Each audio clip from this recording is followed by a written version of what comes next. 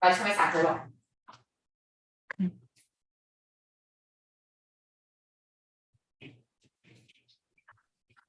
Bom dia a todos e todas, eu sou Ana Cecília Bison e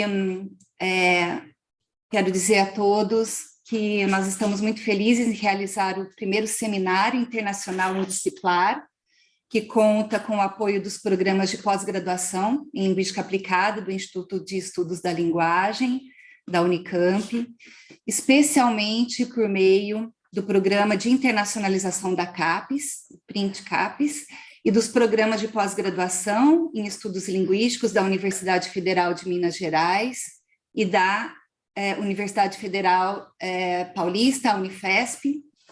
O grupo de pesquisa Indisciplar, Português como Língua Adicional, em uma perspectiva indisciplinar, nos termos propostos por Luiz Paulo da Moita Lopes, que é liderado por mim e pelo Leandro Diniz, da UFMG, tem tido a honra de contar com a professora doutora Clara Kittin, da Universidade de Coimbra, e com o professor doutor Alain Silva Ribeiro Carneiro, da Unifesp, como seus membros. Com eles nós temos mantido um profícuo diálogo que muito tem contribuído para a materialização dos objetivos do nosso grupo de pesquisa e que se voltam à consolidação de uma área de português como língua adicional, engajada politicamente e responsiva às demandas sociais contemporâneas emergentes. Nessa nossa primeira edição, o seminário se dá em torno do dossiê temático Os Emaranhados do Português como Língua Adicional, cenários multilingües de imobilidade, mobilidade e agenciamento, que está sendo publicado agora em dezembro pela revista Trabalhos em Linguística Aplicada, do Instituto de Estudos da Linguagem, e como uma das editoras da TLA, o dossiê esteve sob a minha supervisão, e tem Clara, Alain e Leandro como organizadores. Esse dossiê, fruto de um intenso trabalho de 2 anos, reúne artigos de autores, autoras brasileiros e internacionais que visibilizam diferentes cenários do trânsito do português no mundo, sempre sob a ótica da complexidade do multilinguismo e desse sensível momento sócio-histórico e geopolítico que vivemos.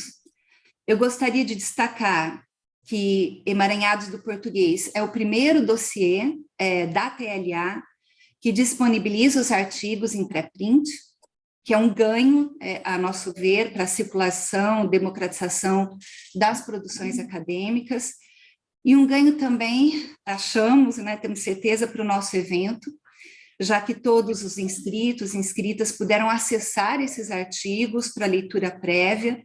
Isso certamente dá ao evento uma configuração especial e potencializa as discussões que a gente pretende fazer aqui. Então, em nome do IEL, do Grupo de Pesquisa Indisciplar, damos as boas-vindas a todos os participantes das 4 mesas que compõem os 2 dias do nosso evento, com os quais eu tenho que dizer, a gente tem aprendido muito nessa parceria que eu reitero, é um orgulho para nós, para o nosso grupo de pesquisa e para o IEL. Também damos as boas-vindas e agradecemos a todos os inscritos, inscritas que estão presencialmente e à distância nos acompanhando.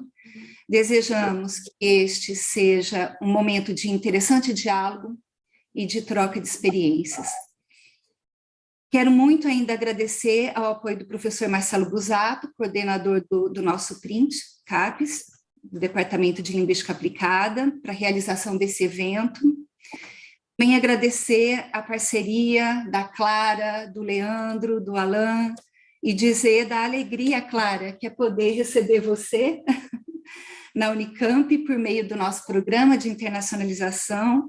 Eu tenho a certeza de que essa é apenas a primeira das muitas experiências que a gente vai ter, com certeza. Muito obrigada por compartilhar conosco, com tanta gentileza, seu conhecimento e trazer, aproximar a gente de todas essas parcerias nacionais e internacionais. né, Alan e Leandro? Sim. Então, eu passo agora ao Leandro a palavra, ele vai seguir dando as boas-vindas a todos. Thank you, Ana Cecilia. Good morning, good afternoon, everyone. So it's a pleasure to be here. Unfortunately, it wasn't possible for me to go to Campinas because I'm recovering from COVID, but I'm fine thanks to the vaccines, the science, and the SUS, yes. But unfortunately, I wasn't able to travel to Campinas, so I'm in Belo Horizonte, where I live. So we are very happy to hold the first Indisciplar International Seminar, which has the support of the graduate program in applied linguistics of the Institute of Language Studies at Unicamp, especially through CAPSprint, and the graduate program in linguistic studies from the Federal University of Minas Gerais and the Federal University of São Paulo, Unifesp. So the Indisciplar Research Group, Portuguese as an additional language, in an indisciplinary perspective under the terms proposed by Luiz Paulo da Moita Lopes, is a research group led by Professor Ana Cecilia Cossi-Bison and me. And this group has had the honor of having Dr. Clara Keating from the University of Coimbra and Dr. Alan Silvio Carneiro from FESP as its members. We have been maintaining with them a fruitful dialogue in search of the consolidation of our objectives towards the consolidation of an area of Portuguese as an additional language that is politically engaged and responsive to contemporary social demands. So in this first edition, the seminar promotes discussions held at a thematic dossier that will soon be published in a few weeks, yes, in December. The publication will be at the Trabalhos em Linguística Aplicada journal, which is a journal of the Institute of Language Studies at Unicamp. And this dossier is entitled The Entanglements of Portuguese as an Additional Language, Multilingual Scenarios of Mobility, I-Mobility, and Agency. The dossier, organized by Clara Keating, Alan Carneiro, and me, with the great help of Ana Cecilia, is the result of a 2-year partnership and brings together articles by Brazilians and also by international authors. And we would like to express our gratitude to all of them for their great contributions. So these articles, those of you who have been able to read the prints already, or those who will do it later, as you will see, are texts that make visible different scenarios of the Portuguese in the world, always from the perspective of the complexity of multilingualism and the social, historical, and geopolitical moment we live in. So Ana Cecilia, on behalf of the Yale, along with Clara, Alain, and me from the research group Indisciplar, we would like to welcome all our participants from the 4 tables that participate in this 2-day event. And as Ana Cecilia pointed out, we've learned a lot in this process of the organization of the dossier with all the texts you have written. So this is a reason of great pride for us. And we would also like to welcome those of you who are participating in the event, either in person at Unicamp or through YouTube. We hope that this event is full of moments of interesting dialogue and enriching exchange of experiences. Ana Cecilia also thanks Marcelo Busato, yes, the coordinator of the graduate program in applied linguistics. And finally, personally, I would like to thank Ana Cecilia, Clara, and Alain, especially, with whom I've been able to learn a lot through the organization of the dossier. So thank you all for sharing your knowledge. And thank you very much also to the employees from Yale and to Ana Cecilia's students who worked hard to make this event possible. So we wish you all a great event. And to continue, I'd like to invite Professor Clara Keating and Alan Carneiro to present some reflections stemming from our dossier. Thank you very much.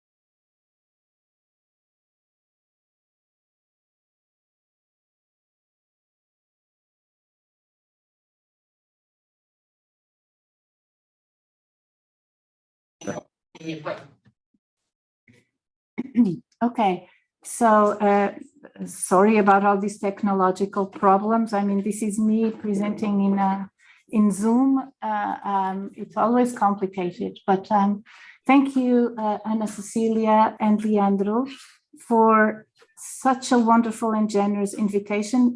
Let me just start talking on my behalf here, because this is just a very special moment for me, because my colleagues have challenged me to leave out of my little bubble in European Portugal and explore the entanglements of Portuguese as an additional language with all the work that has been developed both in Portugal, Brazil, and other areas in the world.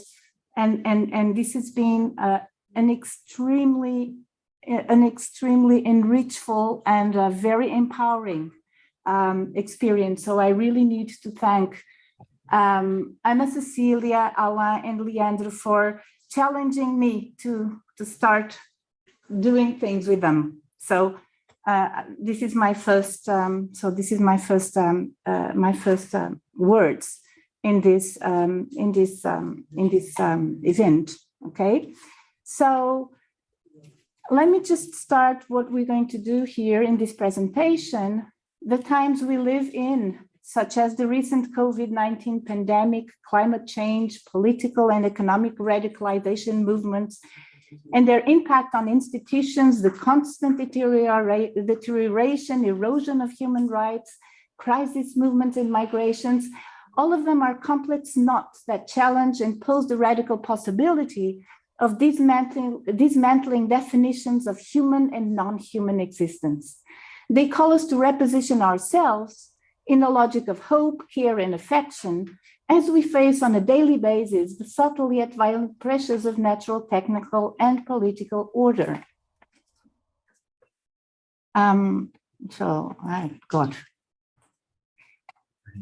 Aqui, right? Yeah.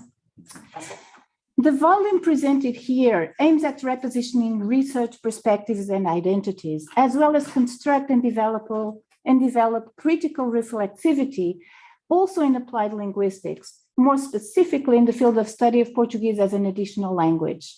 It brings together research and applied work, which, given its empirical focus, many times exploratory and from distinct angles of approach, has the common strength of exploring languages of description that make an attempt to think alternative modes of production of knowledge in multilingual contexts traversed by mobilities and migrations. Our point of departure is the lived experience of speakers on the move, i.e., traversed by a condition of mobility and or migrations, past or inherited, contemporary or lived, or just plainly desired. The focus on speakers traversed by migration creates a deep challenge of ethical, sociocultural, political, epistemic, and methodological nature, which goes well beyond this text, even though it is our aim to contribute to this topic. Punctuated, inspired by the works here presented, sometimes extrapolating from their spaces of action, we identify three of the various angles of this challenge. First, the challenge of movement, migration, mobility, and multiplication of borders. Second, the heteroglossic, multilingual, and multisemiotic, as well as material entanglement of speakers' lived experiences with Portuguese as an additional language. Third, the cohabitation of ontologies and modes of production of knowledge. So the outline of this, we need to interrupt. Yeah? Probleminha, não está passando as telas. Okay, there is a problem with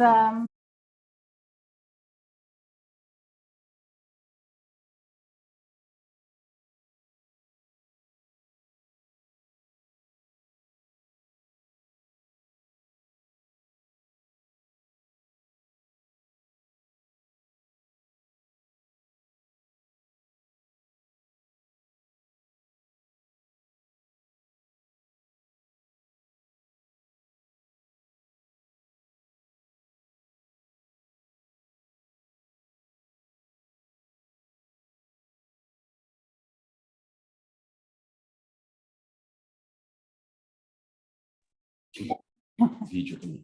Para iniciar vídeo também, não é? Aí, tá certinho agora. Okay, sorry about this this interruption. So let us move on and organize and give you the outline of our presentation, right? So we will start with an understanding of migrations, mobilities, and the multiplication of borders, and focus on speakers on the move. Then we will talk about multilingual, multisemiotic, material entanglements and scenarios, and how they configure pluriverses.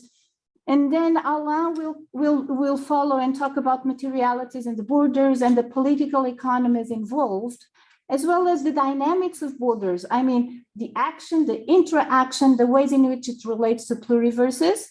And finally, Leandro will resume talking about Portuguese as an additional language in the light of these materialities of migrations, movements, and the borders.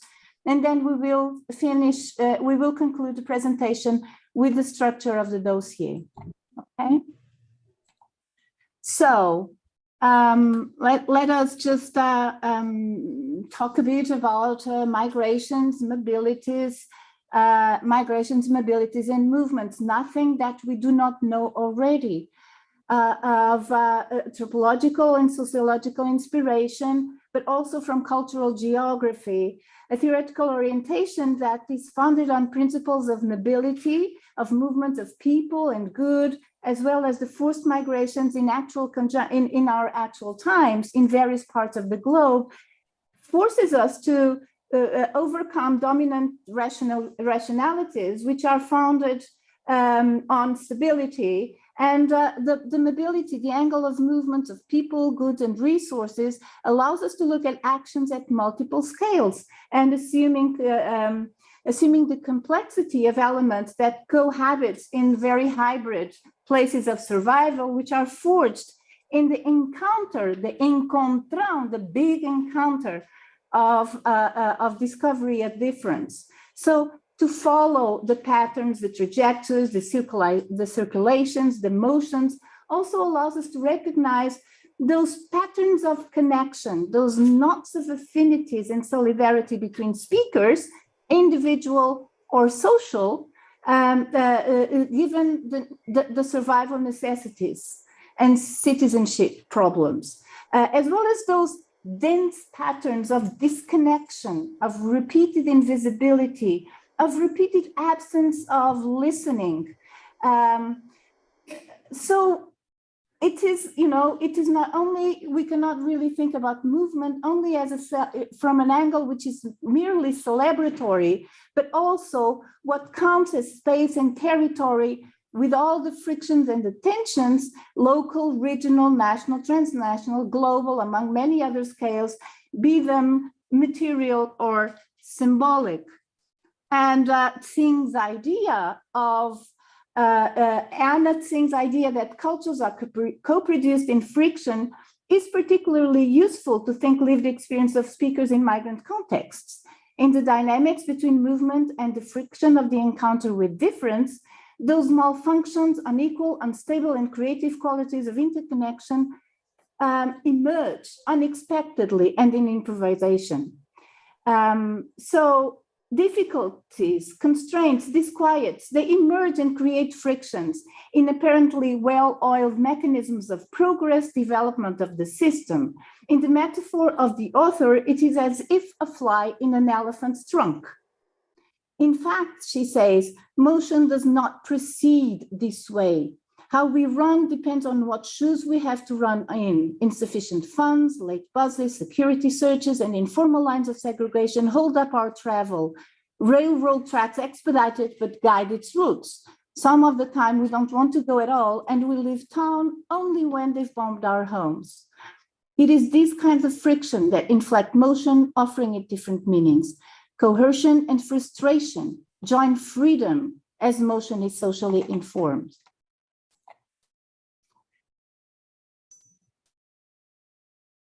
As Sandro Mezzadra and Brett Nielsen put it, it is not only about studying the border as an object of study, but rather assume the border as an epistemic principle that operates at all dimensions of the symbolic and the material, technological, social, historical, and political activity that forges and constitutes borders, govern borders, proliferate them.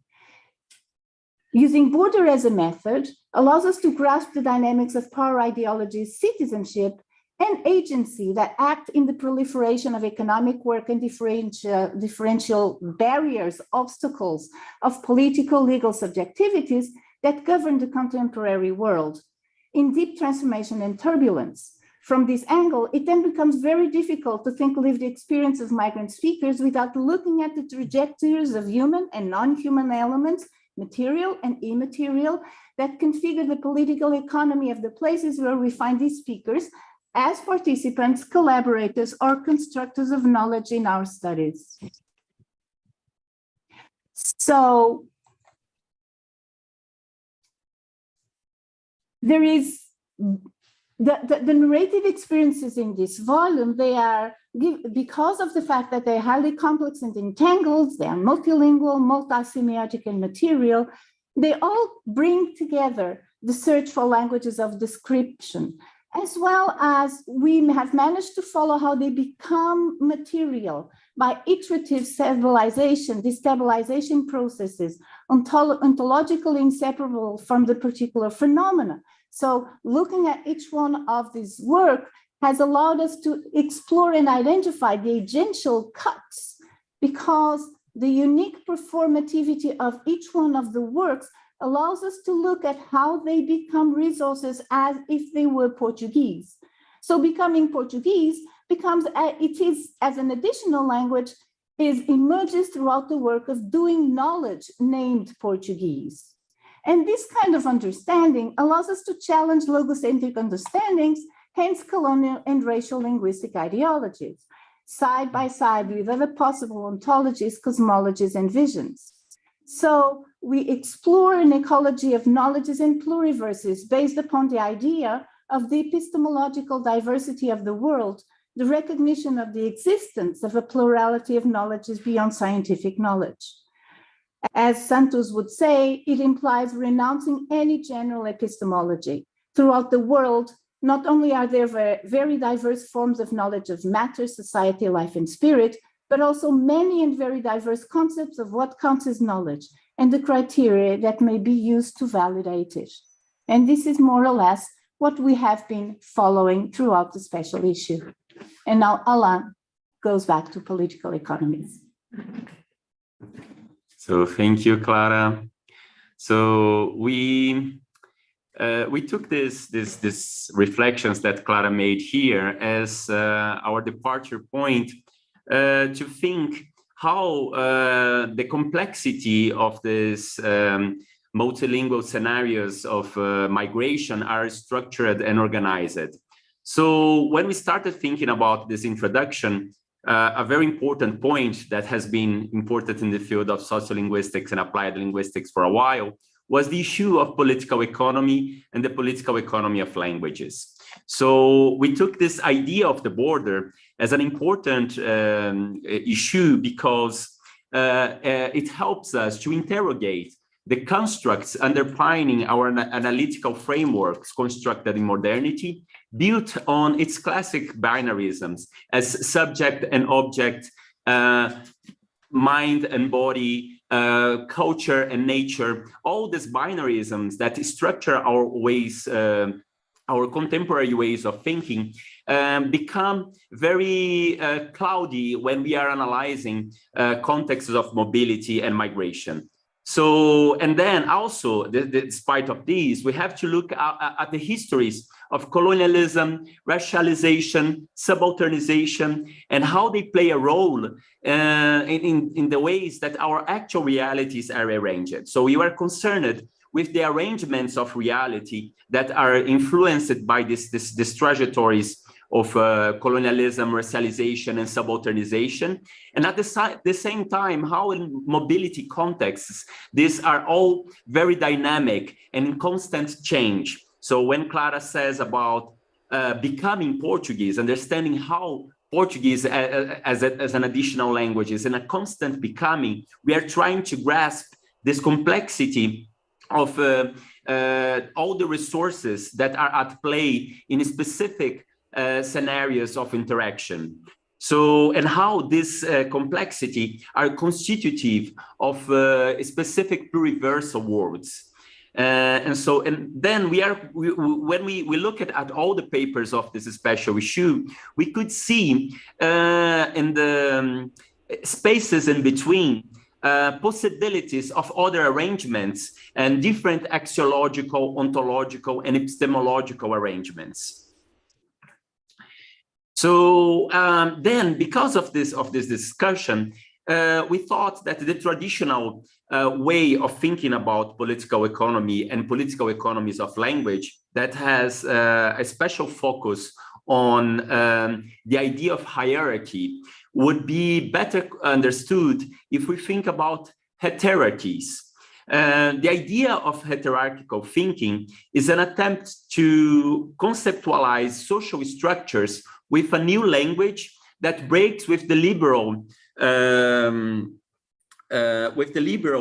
paradigm of 19th century social science. The old language of social structures is a language of closed systems, that is, of a single overarching logic determining a single hierarchy.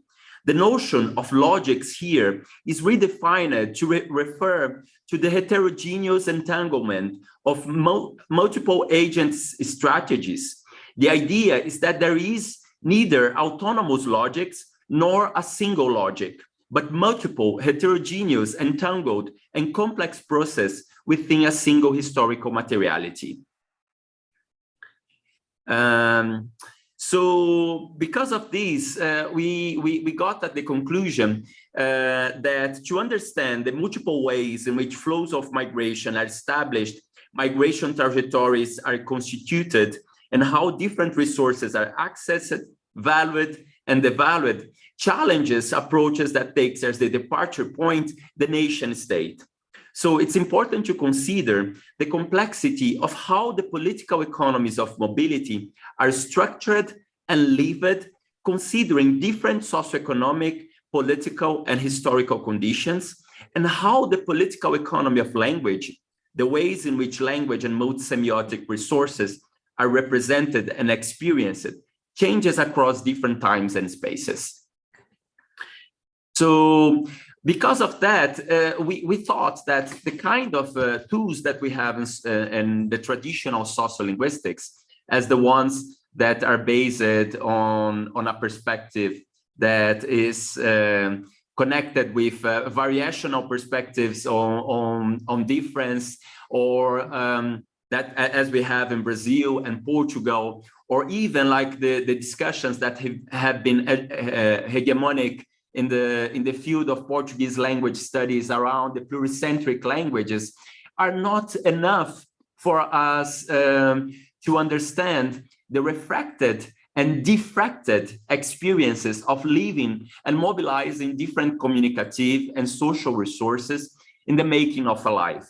So what we could see in all the papers that we have received for this special issue was that that language was an important dimension of the life of people.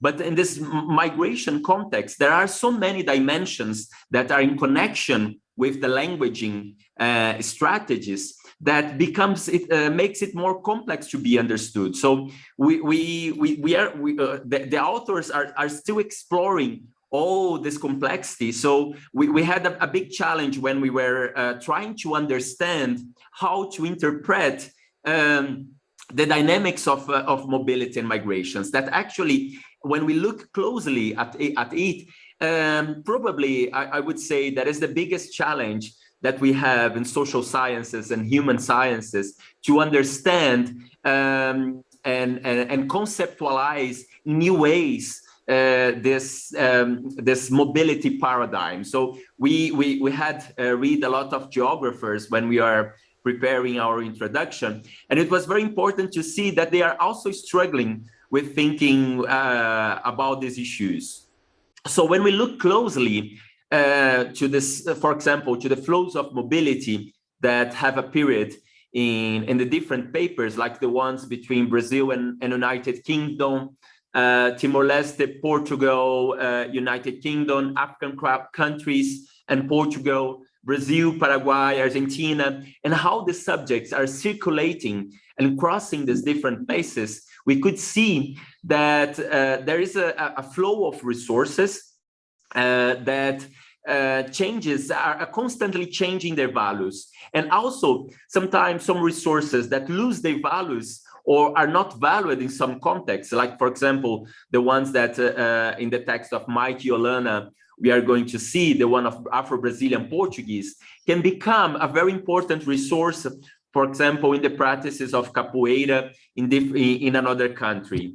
So, and then we could see also that in these processes of mobility, there are changes in the value of educational resources, changes in the professional recognition and insertion in the job market across contexts. And also there is an important role of remittances in changing the situation of this different contexts. So all of these discussions were already mapped by the studies of mobility and migration, and they appeared in the articles of the special issue.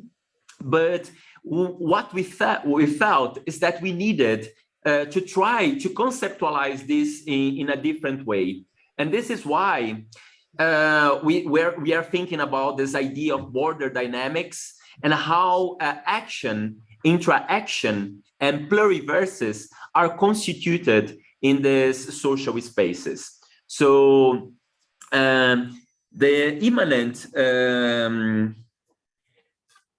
nature of heterogeneity in each context point out to the singular performativity of the resources named as Portuguese, but that actually are forged constantly in between humans and non-humans, multiple linguistic and non-linguistic resources, bodies and objects, institutional and physical spaces.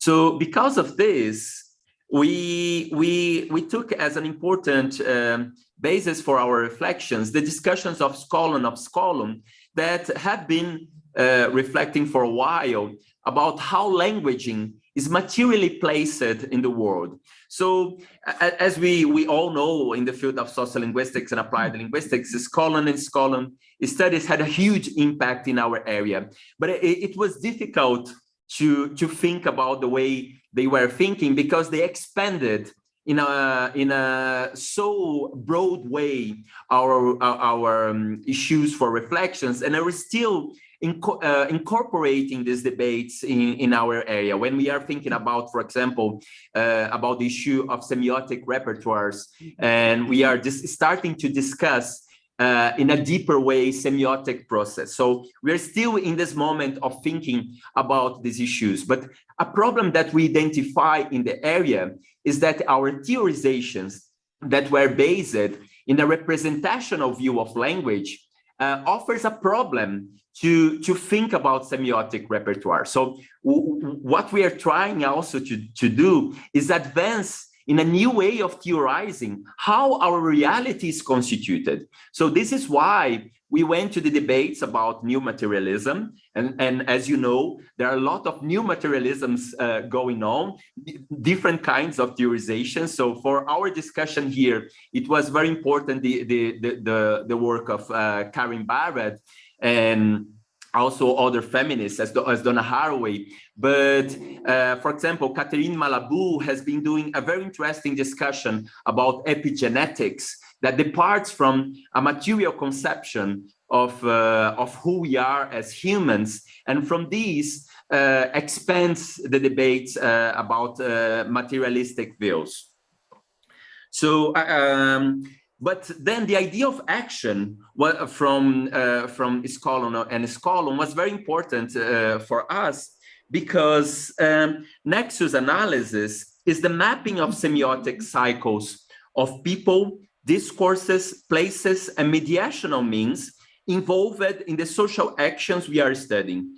We will use the term nexus of practice to focus on the point at which historical trajectories of people, places, discourses, ideas, and objects come together to enable some action within in itself alters those historical trajectories in some ways, as those trajectories emanate from the moment of social action. So we thought that this idea of focus on action is very important for us to understand how this context of mobility and migration are structured.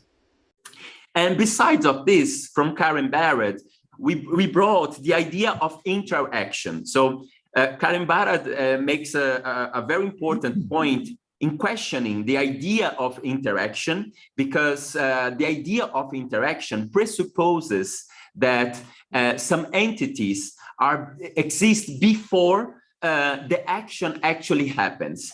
And then she comes with the idea of interaction to think that actually what we understand as entities in an interaction are built in the interaction in itself. So what she says is the world is a dynamic process of interactivity and materialization in the enactment of determinate causal structures with determinate boundaries, properties, meanings, and parts and patterns of marks on bodies. This ongoing flow of agency through each part of the world makes itself differentially intelligible to another part of the world, and through which causal structures are stabilized and destabilized, does not take place in space and time, but happens in the making of space-time itself. So the idea here is that in this process of interactivity, is that the world is materialized as such. And this is what allows us to interpret the world as we interpret it. So this is an important point, because it changes the idea from the structuralist and post-structuralist views that we have on language and semiotics, that is mainly based on representational views of how communication is organized. So with this idea, we are going to try to understand, and it's very interesting that Karen Barrett comes from the field of physics, to understand how actually in the process of interacting as we usually try to understand reality, we have actually interactionality. So in the sense that we are all the time building and differentiating material and non-material, and building boundaries and defining properties and interpreting meanings from the actual realities that we are living in. So, and this is obviously very connected with the post-humanistic approach in relation to language and semiotics, but it's important also to highlight that we have different post-humanisms in debate, actually. So this is a type of post-human way of interpreting reality, because here for Karim Barad, the idea of agential realism is very important. So the analytical challenge for Barad is to understand in a situated way this materialization process through multiple agentialities that play both in the constitution of determined times and spaces and in the differentiation of what counts as human and non-human, subject and object, culture and nature, mind and body, discourse and matter. Because we are interested in multilingual and multisemiotic dynamics, it's up to us to understand the agentialities that play in the materialization of what counts as linguistic, semiotic, or communicative resource, an object, and how they are transformed into something immaterial or symbolic. It's these agentialities and the agential cuts produced by them that make a given word intelligible as we know. It's in this way that scientific doing is for Barad an ethical, onto-epistemological gesture, as it's through these interactions that word arises.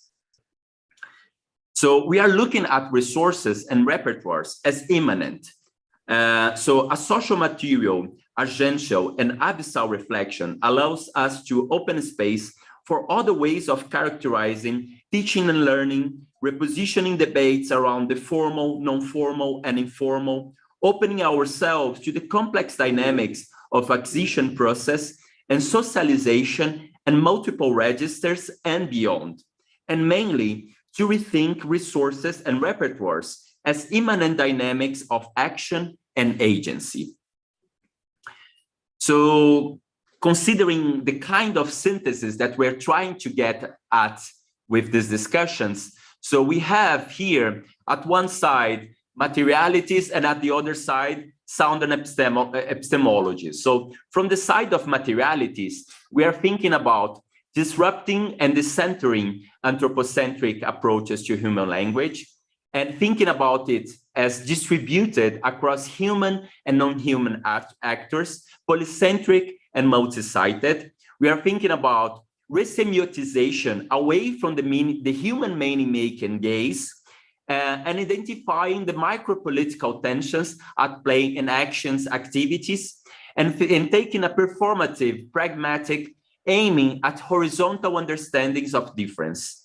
So this takes us to these issues of the sound and epistemologies, so the ecology of knowledges and pluriversity, multi-centered and multi-sided pluriversities based on an ethics of care, radically local, pragmatically oriented to the lived consequences of vulnerability, a sociolinguistics that matters, and thinking abyssal lines of thinking, doing, saying, permeated by coloniality, patriarchy, and capitalism. So we are focusing our eyes on this complexity of the immanence plan and its possible becomings. So now we would like to give the word to Leandro so he can talk a little bit more about the articles of the special issue. Thank you very much, Alain. So I'm going to talk a little bit, very briefly, about Portuguese as an additional language in the light of the materialities of migrations, movements, and the borders. So, in other words, I'd like to discuss some possible impacts that working with these materialities may have in the area of Portuguese as an additional language. So the first impact I would say is that, and maybe this is the main point, I would say that the main contributions that the materialities of migrations, movements, and the borders bring to the area of Portuguese as an additional language is to politicize this area more and more. So, as Ana Cecilia and I have argued in other texts, and as Clara, Alain, and I have discussed a lot in several occasions when organizing the dossier, we believe that we need to build another agenda for this area, moving away from an agenda that, guided by the North, has been limited to a great extent to a discussion about approaches, methods, and techniques, and frequently erasing the political, the social, and the ideological. So against this paradigm, and that's why we are here at this event as well, we would like the Portuguese as an additional language area to be increasingly politically engaged, responsive to the contemporary social demands, ethically committed to the construction of a counter-hegemonic globalization. An area that calls for dialogue with voices from the South, and an area that breaks with the disciplinary logic as proposed by the critical, indisciplinary, or transgressive applied linguistics. So I do believe that in recent years we have made significant progress in this direction, and the contributions of research concerning migrations, movements, and the borders have a key role in this shift. So I hope this body of research continue to grow stronger and stronger. So the next point, Alain, if you could please change the slide.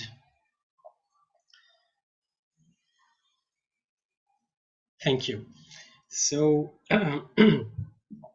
another important impact I see is that when you work with migrations, movements, and the borders, it's very hard to be limited by a disciplinary perspective.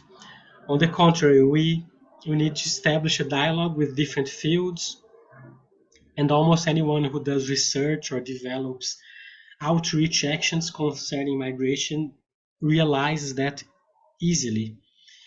So in addition, such studies and actions favor the dialogue of researchers with actors from the public power and from the civil society, making evident the importance of having professionals in the area of Portuguese as an additional language directly involved in public policies. Yes, we do need to be more and more present in such places, yes, participating actively in public policies. So I believe that working with the materialities of migrations, movements, and the borders helps us to realize that the Portuguese as an additional language area cannot be conceived without dialogue with other areas of knowledge and without the dialogue with different social actors. So the next slide, please. Thank you. And despite the strengthening of the discourses about the so-called pluricentrism of Portuguese, it is very common to observe highly nationalist discourses about Portuguese.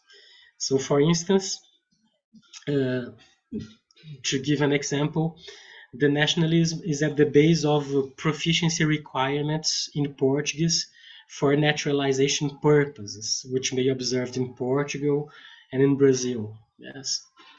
So immigrants who wish to have the nationality, the Portuguese nationality or the Brazilian nationality, do need to prove that they are proficient in Portuguese. Yes.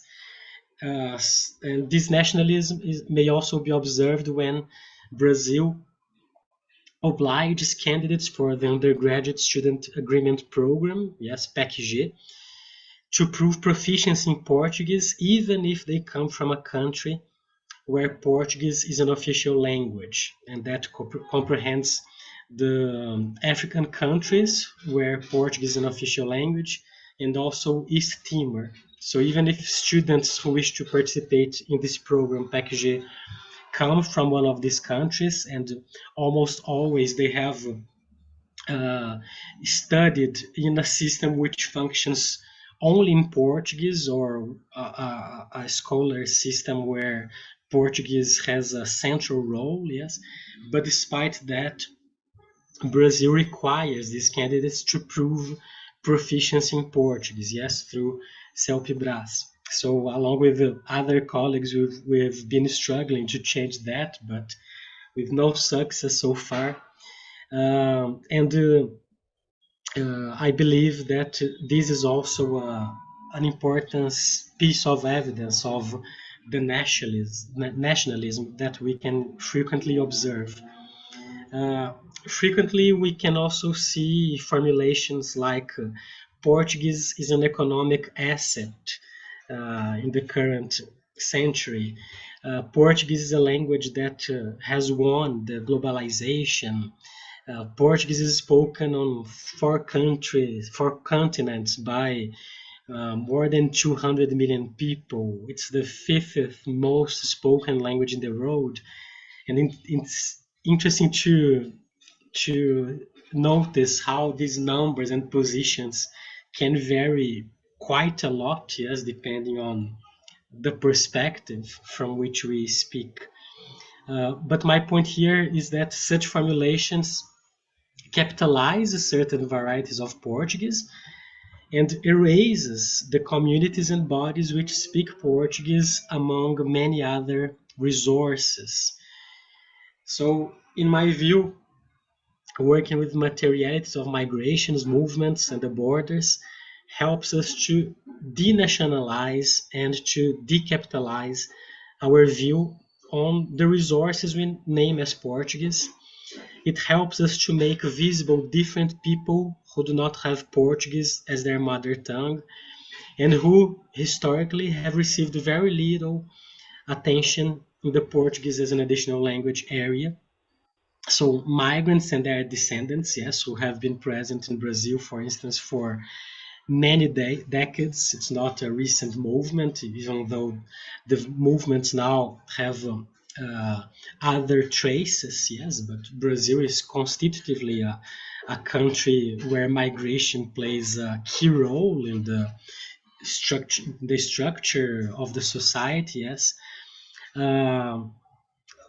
But only recently the area has started being more concerned about this public.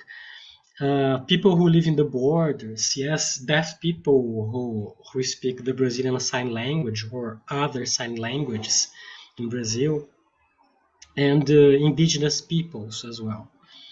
So working with the migration, movement, borders helps us to comprehend better that Portuguese itself is a construction that is inseparable from the constitution of the modern state nation, and it helps us to conceive a more diverse language policy in which the teaching of Portuguese as an additional language does not participate of a process of cultural assimilation, but on the contrary is structured together with actions to the strengthening of minoritized languages.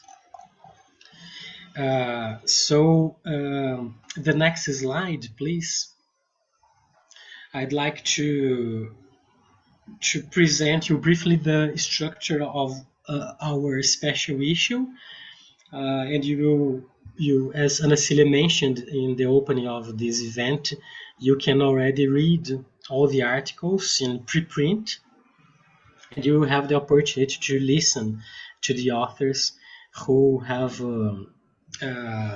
kindly accepted our invitation to participate in this event as well.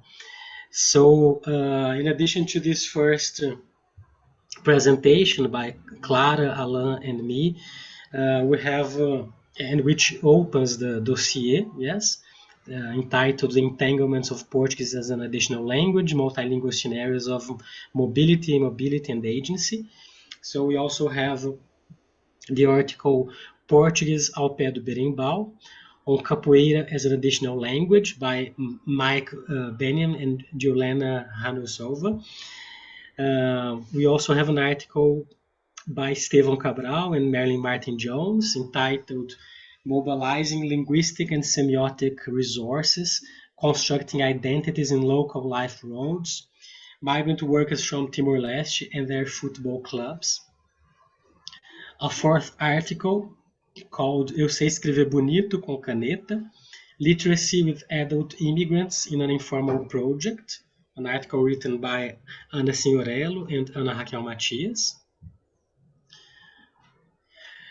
Another article by Sabine Gorovitz and Letícia de Souza Sá, Linguistic Mediation as a Guarantee of Rights in Brazil Towards Institutional Translation and Interpretation Policies in the Federal Public Defender's Office.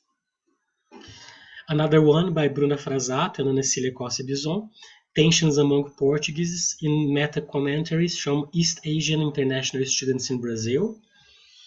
Another article by Simone Carvalho and Margaret Schlatter, Indigenous Repertoires, Voice and Agency in Master's Thesis Writing. And finally, an article by Graça Cordeiro and Giuseppe Formato, Portuguese Language Tensions and Contradictions in Diasporic Contexts, Ethnographic and Confessional Narratives in Greater Boston. So, thank you very much. We can share this link in case you still don't have it. It's where the articles the preprints, yes, may be read. So, thank you, muito obrigado a todos, a todas. So we invite now for our next presentation, yes, which is entitled Portuguese ao pé do berimbau on Capoeira as an Additional Language by Mike from University of Leeds and Yolena from University of Southampton. And we'll have Catherine Kell mediating and also Clara Keating. Yes, so thank you very much. Please. Okay, thank you very much, Leandro. We are a bit delayed. I'm not really sure what time it is, but I think we have plenty of time because this is, we only have one presentation in the morning, so there is some time here to bring it all in and kind of create some debate. So if anyone wants to bring up a chat, if anyone wants to bring some questions throughout the chat, please do. We're allowing about 10 minutes or 5 to 10 minutes to have some debate if you want to. We have actually received already a question by YouTube. Marcelo asks, mobility is not the same for migrants and students. Don't you think that this should be taken into account for the various plurilingual political actions? And I don't know, Alain, would you like to respond, or Leandro, would you like to respond? I've got some ideas on this, but I'd like you to say something about it. Yeah. Yeah, I do think that this is an important question, but we have, mainly coming from the studies in social sciences, a concern that is related to classifying different types of mobility. So classifying or student mobility, crisis mobility, and despite of the fact that this is very important as a departure point for us to understand how mobility happens and how different multilingual and multisemiotic resources are mobilized in specific scenarios of migration, what we see actually is that mobility in different spaces and places are more mixed than we imagine that they are. So when we see, for example, the organization of migration communities, we see a more complex picture because, for example, even if we distinguish student mobility from crisis mobility, sometimes, for example, the idea of the national becomes a resource for people to become closer and build communities. So sometimes we can talk even about this, considering our own experiences of mobility, because sometimes when we go to other countries, sometimes we look forward to meet up with people from the place where we are. even if we are in the space of the university. So sometimes to look at these ways of circulating and migration context would be important. What doesn't change the fact that, for example, as for example, one of the articles of Ana Cecília Cossi Bison and Bruna Frasato shows the importance of university to be aware of the specificity of different groups of students and student mobility at the university and the need of specific policies for them. So it doesn't change this fact, but sometimes we would need a more dynamic way of understanding these processes. Thank you. Leandro, would you like to say something or? Yes, just a brief comment. I agree with that. Yes, we have potentially very different movements when we think about certain kinds of mobilities in academic level and when we think about other kind of movements.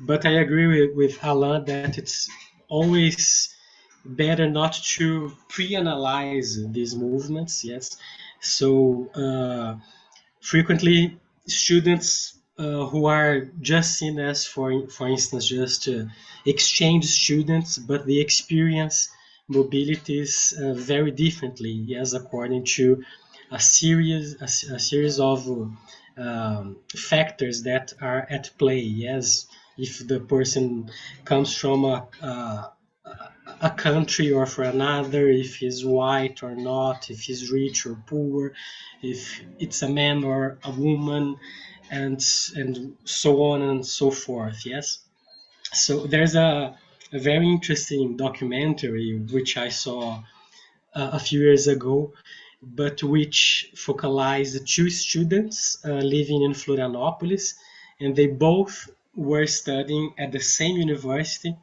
and they when you see what one of these students says and what the other student says about the experience of living in Florianopolis and of doing undergraduate studies in Brazil, it's as if they lived in totally different worlds. Yes, and indeed they were living and they were experiencing in radically different worlds. Yes, so I think this kind of question should be a concern for our actions, for our policies, and for our research.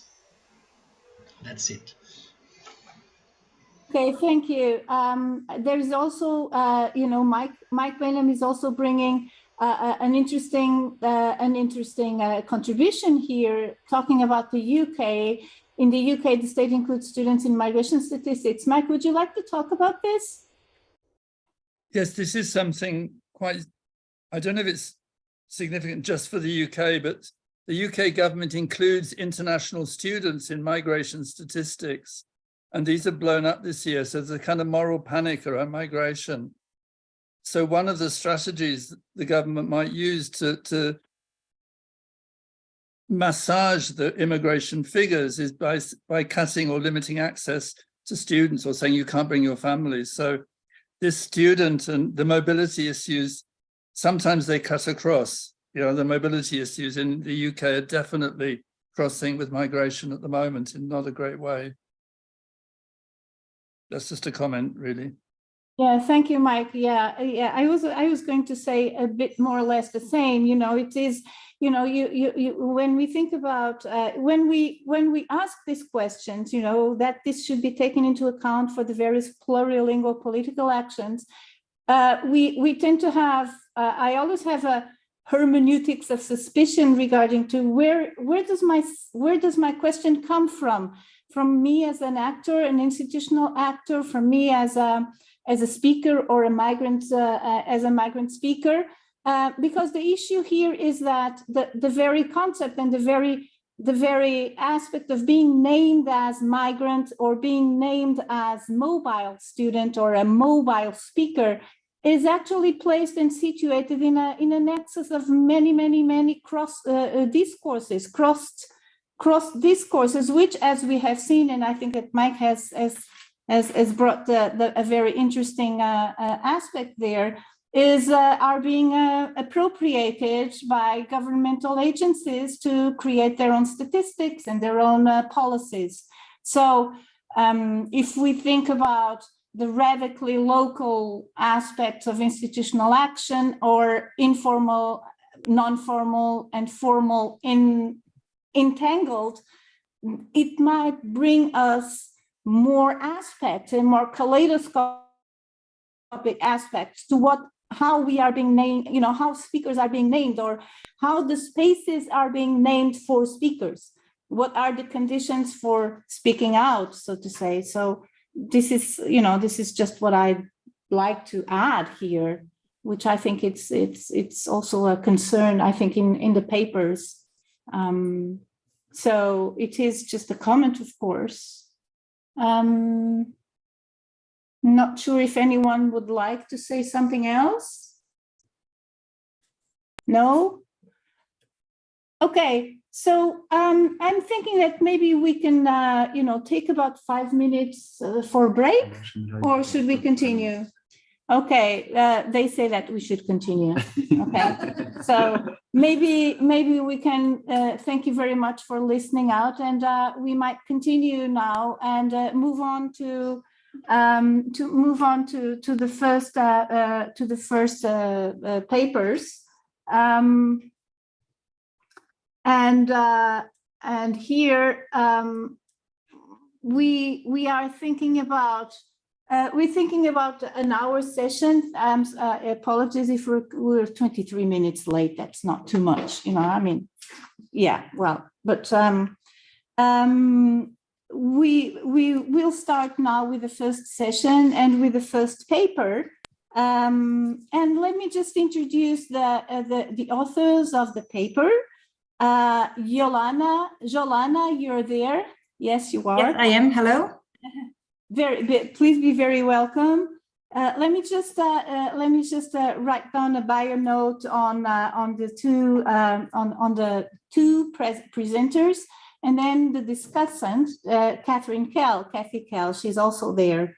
Okay, so Jolana Nusofa was a researcher on the TLANG project, which informs the contribution to this special issue. With a master's in Portuguese philology, she is fluent in Portuguese and also an experienced capoeirista who runs events in Leeds. As well as working with Mike on the present paper, she contributed to another paper in the theme issue of Euler Review, Meaning Making from the Periphery, which was edited by Luís Paulo da Moita Lopes and Mike. Okay, then we have Mike Bainham. He's an emeritus professor of TESOL in the School of Education. His professional background is in adult ESOL and literacy. Before his position in Leeds, he spent 10 years in Sydney at the University of Technology, where he was director of the Centre for Language and Literacy. And before that, he worked in London in adult and higher education. Even though his academic background is in social linguistics, he's always been involved in and committed to applied linguistics, and worked as chair of the BAL and co-convener in important Euler research networks on literacy and language and migration. His research interests are various. He's interested in lesbian, gay, bisexual, transgender, and queer, also consultant of the British Council Nexus Project, exploring LGBT lives in adult ESOL, a fellow of the Academy of Social Sciences in Australia. He has worked extensively in both places, Australia and the UK. And he has developed work on the articulation of translanguaging and translation studies. His recent work has manifested in his publication with T.K. Lee on translation and translanguaging. And Mike's community-based social linguistic work with adults is in the crossroad of these issues: translation, LGBT studies, literacy, and narratives in migration spaces, which is a challenging angle and very inspiring for us. And then we have, and then Catherine Kell, she will be the discussant of this paper. And she's an associate professor of language and literacy education in the School of Education at the University of Cape Town, and recently completed a term as director of the school. She has been involved in literacy education since the early 1980s, initially as an activist in NGOs, which drew on Freirean approaches to teaching literacy and language to adults in the trade union movement and in community organizations. Since then, her research and development work has been based in schools and classrooms, higher education institutions, informal settlements, development projects, social movements, and workplaces in South Africa, New Zealand, and Tanzania. She focuses on literacy as everyday social practice through a linguistic anthropological lens using ethnographic methods. Her main areas of research focus on theories of literacy and on literacy in curriculum and pedagogy in education, but her wider interests involve understanding the world as textually mediated and the variable ways in which people take hold of different means and modes of communication within wider communicative ecologies and economies. Recent projects examine digital technologies in literacy teaching and grade 1 literacy learning. So here we have our three contributors, and the floor is yours. There's an hour, so you might take 30 minutes, 20 to 30 minutes, whatever you feel it's best. And then Kathy will have more or less the same time if she wants. Okay, so thank you very much for all of you being here. And Kathy, thank you so much for discussing this. Okay, so the floor is yours. Hello, everybody. Jolana's going to show our slideshow. So, and we're going to basically, we'll coordinate the presentation. So Portuguese ao pé do berimbau. This is part of a project. If you go to the next slide, Jolana, the TLANG project, Translation and Translanguaging, funded by the Arts and Humanities Research Council, principal investigator Angela Crease. Jolana and I were based in Leeds, and we were looking at a number of themes. We were looking at business, we were looking at sports, we were looking at heritage, we were looking at legal issues in terms of multilingual environments and basically using this concept of translanguaging. So the focus here in the sports factor, we focused on capoeira and basketball. So we're talking about the research which took place around the theme of capoeira. So thank you. Next slide. So we were looking at the communication in the capoeira sessions. They drew on a very wide range of modalities. There were nameable languages such as English and Portuguese, distinctive varieties of Portuguese, which have already been mentioned by Alan, such as Afro-Brazilian Portuguese. But not just that, also gesture and the body. So all of these modalities interact with and are regulated and supplemented by the modality of music. Interestingly, we didn't actually, in the phase of the research, it was only in writing this paper that we realized how important the modality of music is, because it kind of regulates everything that happens in the capoeira session, has the rhythm of the Jenga. So Jolana can do the moves. I only got to the Jenga. I have quite a passable Jenga. People would compliment me, but I never got to the moves. So I could sort of participate. So the rhythm sets the pace.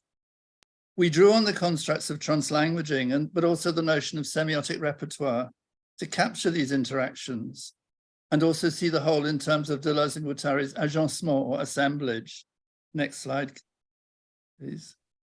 So for each phase of the session, Jolana's going to talk about this in more detail later, but just the broad brush at the moment.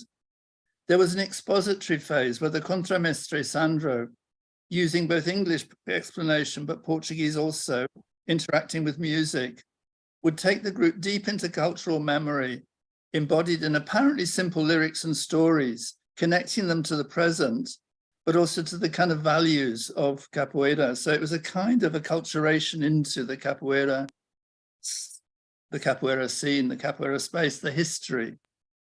But in the second practice phase, again accompanied to music, the group practices moving singly or in pairs, and Sandro, the contramestre, circulates and uses an instructional register, drawing both on English, on Portuguese, but also on gesture and the body to get people working on particular moves. So in the Roda phase, the instructional scaffold is removed, and well, not entirely removed, because even in the Roda, you can see, I think, from some of the videos, how the contramestre is still kind of somehow pushing things in a certain direction. But the jogadores try out their moves, their malandragem with each other, and the contramestre. So here in this phase, the body speaks. I'm going to talk about that later, through gesture and movement, expressing itself through nuances of the moves, which make up the regulated improvisation of the capoeira habitus. Next slide, please. So our research questions. We didn't, in our project, we weren't particularly looking at Portuguese learning or teaching. This was something that, it's been very interesting to do this because it's really brought us back to the data from a different angle. So when we started to write this paper, the present paper, we were interested, what opportunities or affordances does the Capoeira group offer for learning Portuguese? Are there differences in the way group members engage with this? Is Capoeira alone enough to attain fluency in Portuguese? And we didn't really need research to answer that question, but it was interesting to ask it and look at Capoeira. And finally, how can we understand learning through Capoeira as this verbal, embodied musical assemblage? So not just language. Okay, next step. So okay, this is over. Yeah, so I'm going to say just a few words about Capoeira in diaspora.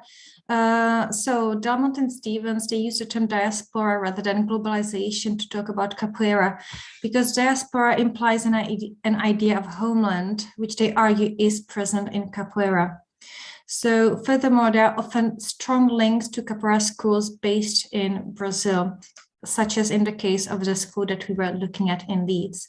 So Capoeira reached London in 1985, according to Assunção 2005, and then it spread to other UK cities. And as a result of its African roots, Capoeira represents a specific aspect of Brazilian culture, and that is the Afro-Brazilian culture. Capoeira in Leeds. So in Leeds, the context is quite specific, I would say, because unlike in Manchester, there is no presence of the big Capoeira schools such as Cordão de Ouro or Senzala. Instead, there are two groups that are less common. So the first one is Guardiões do Brasil, and that's the Contramestre Negoteta or Sandro. So that is the group that we were studying, that we're looking at. And there is also Capoeira Club London, represented by Professor Zumbi. So there are these two schools. And quite interestingly, I believe there is no rivalry between the two schools, and many students attend both. We observed the classes of Contramestre Negoteta or Sandro. And at the time of observation, which was roughly 5-6 years ago, there were about 7 students in the class. I'm going to say a few things about Sandro because we believe it's understanding him, his person, his character is quite key to understand his style of capoeira and also the emphasis he puts on transmitting a certain kind of knowledge to his students. So he is from the south of Brazil, from Paraná, and he has trained in a range of capoeira styles, but describes his own style as capoeira de rua. So again, this is not very, I would say this is not the most regular style that you will come across. So it's a very, he incorporates some elements of self-defense and so on, but it is not the most common style of capoeira that you would come across. He's very concerned with passing on the knowledge about the history and philosophy of capoeira to his students. I can't really see. So Sandro originally learned capoeira as a child to avoid bullying, and I have included a quotation from an interview that I have done with him, and I think I'll read it in full. The reason why I started capoeira was to avoid bullying at school, because I was the only Black person at the school and the only fat person in the community. I was selling ice cream on the streets, on the trolley, and I saw some guys playing on just the neighborhood, just a small park, just kicking around, doing some backflips, doing some cartwheels. And I asked what that was, and they said, oh, this is capoeira. It was the only group of people who actually helped me without judging me for who I was. So it's for me, this is a very telling extract from that interview, because it really shows what capoeira has meant for Sandro. It was like a safe haven for him. I believe that's something that really formed him as a person. We also interviewed one of the students of Sandro, a lady called Sophie. Okay, I should also say that the person in the picture here is actually Sandro, because he was happy for us to use his real name. However, this lady here is not Sophie. Sophie is not her real name either, because we anonymized her. So Sophie is one of Sandro's students. She's originally from France, and she's fluent in Brazilian Portuguese, which she started learning because of capoeira. In the past, she had a Brazilian partner who helped her to learn Portuguese, but disapproved of the language associated with capoeira. So according to her ex-boyfriend, it wasn't pure Portuguese, you know. So his idea was like, oh, well, they're saying this, but it's not how it should be said, you know. He felt it wasn't correct Portuguese. So he felt it wasn't the Portuguese I should learn, you know. So again, we found this extract very interesting because it shows a stance, it shows the opposition of a correct or what is perceived as correct Portuguese and what is perceived as incorrect Portuguese, which is the Portuguese associated with capoeira. I must also say that Sophie in the interview later said that later on that she's still in touch with him. It's been a while, but they're still in touch. And he later changed his mind, and he's he's saying he was prejudiced. So over to Mike. Okay, I just want to make a couple of comments about Sophie, Sandra and Sophie. In terms of Alan's remarks about the social and economic possibilities that open up, Sandra is an example of this, and his life story is fascinating, and it wasn't really the main focus of our study until we came back to the here.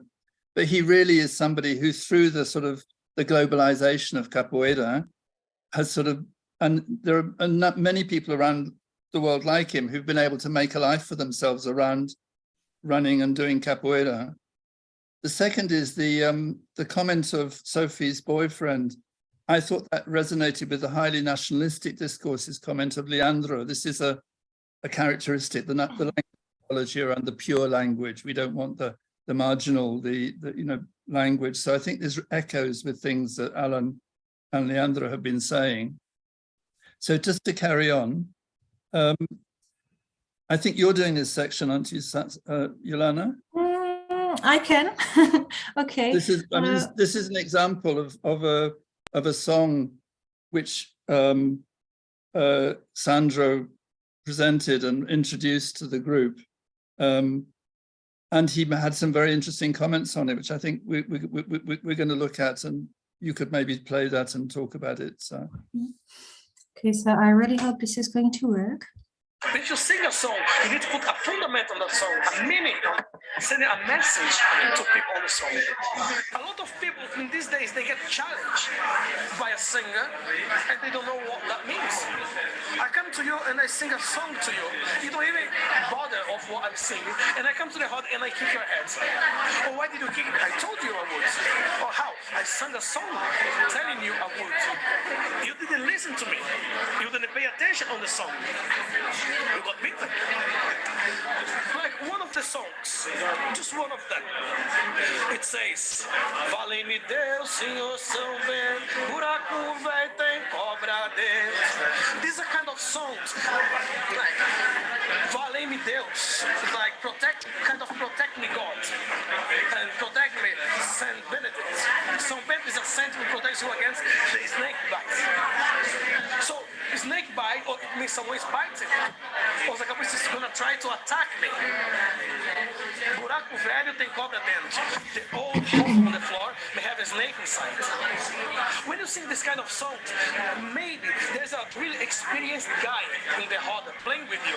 So I'm warning you, be aware because you are playing with a person with a lot of experience. So don't try him because it may be dangerous. He may not have the skills of hitting you fast. He may...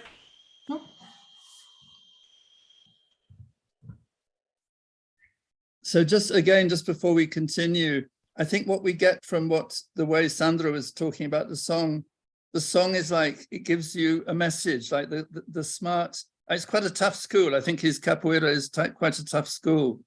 But the message, the song gives you a message to expect something. So he's training or explaining to people how they can read the songs and get the message from the songs. So it's a real sort of cultural building up of cultural knowledge, which he's doing in such an interesting way. Okay, we can carry on now. So I wanted just to talk a little bit about the framework, the translanguaging turn. So this is a shift from system and structure to practice, which have already been mentioned, I think, by Alan in his talk, towards disinventing language. I actually think languages have a robust social reality, so I'm not totally in favor of disinventing language, but the arguments are interesting. There's a focus on repertoire, and we're going to talk about this in a moment. There's an emphasis on translanguaging as language from below. Yeah, so it's not the sort of the powerful or statusful language, it's language from below. Potentially regulated by normative language ideologies, so which can endorse monolingualism or separate bilingualism, or indeed, as we saw in the comment from Sophie's boyfriend, a kind of an elite form or a dominant form of the language. Okay. So translanguaging repertoires, I'm going back to a definition by Spotty and the late lamented Jan Blommaert. So people perform repertoires of identities through linguistic semiotic resources, and the semiotic is very important here, acquired over the course of their life trajectories through membership or participation in various sociocultural spaces in which their identities are measured against normative centers of practice. So there's a kind of dimension of habit, the acquisition of habitus. Over a life course, we acquire these linguistic semiotic resources. So move on, please. I'm also going to bring in the notion of assemblage, which I mentioned already, to consider how diverse semiotic resources play a collaborative role as a spatial repertoire in accounting for the success of activity when language is not predefined as the sole, superior, or separate medium of communication. Assemblage corrects the orientation to non-verbal resources in scholars addressing multimodality. So from the perspective of assemblage, according to Kanagaraja, semiotic resources are not organized into separate modes. I have a problem with the use in English of assemblage. The term in French is agencement. I don't know how you do it in Portuguese. Agencement can both mean the process of bringing together and what is brought together. Assemblage loses the process dimension. So I do think there's a problem. So I prefer the term agencement to use it when I can. Okay, next slide, please. So this is the way we define translanguaging in this book of ours, T.K. Lee. It's a creative selection and combination of communication modes, verbal, visual, gestural, embodied, available in the speaker's repertoire.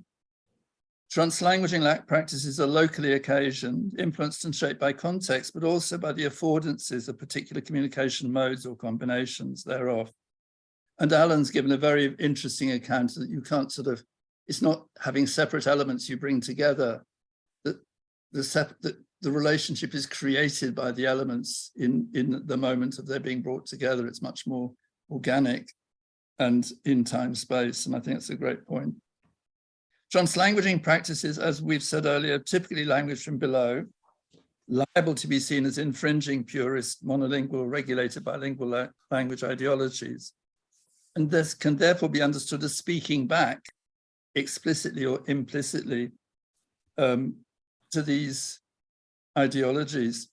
I want to say a little, just for a moment, about the approach to the body, which I've got some from the work of Judith Butler towards a performativity of assembly.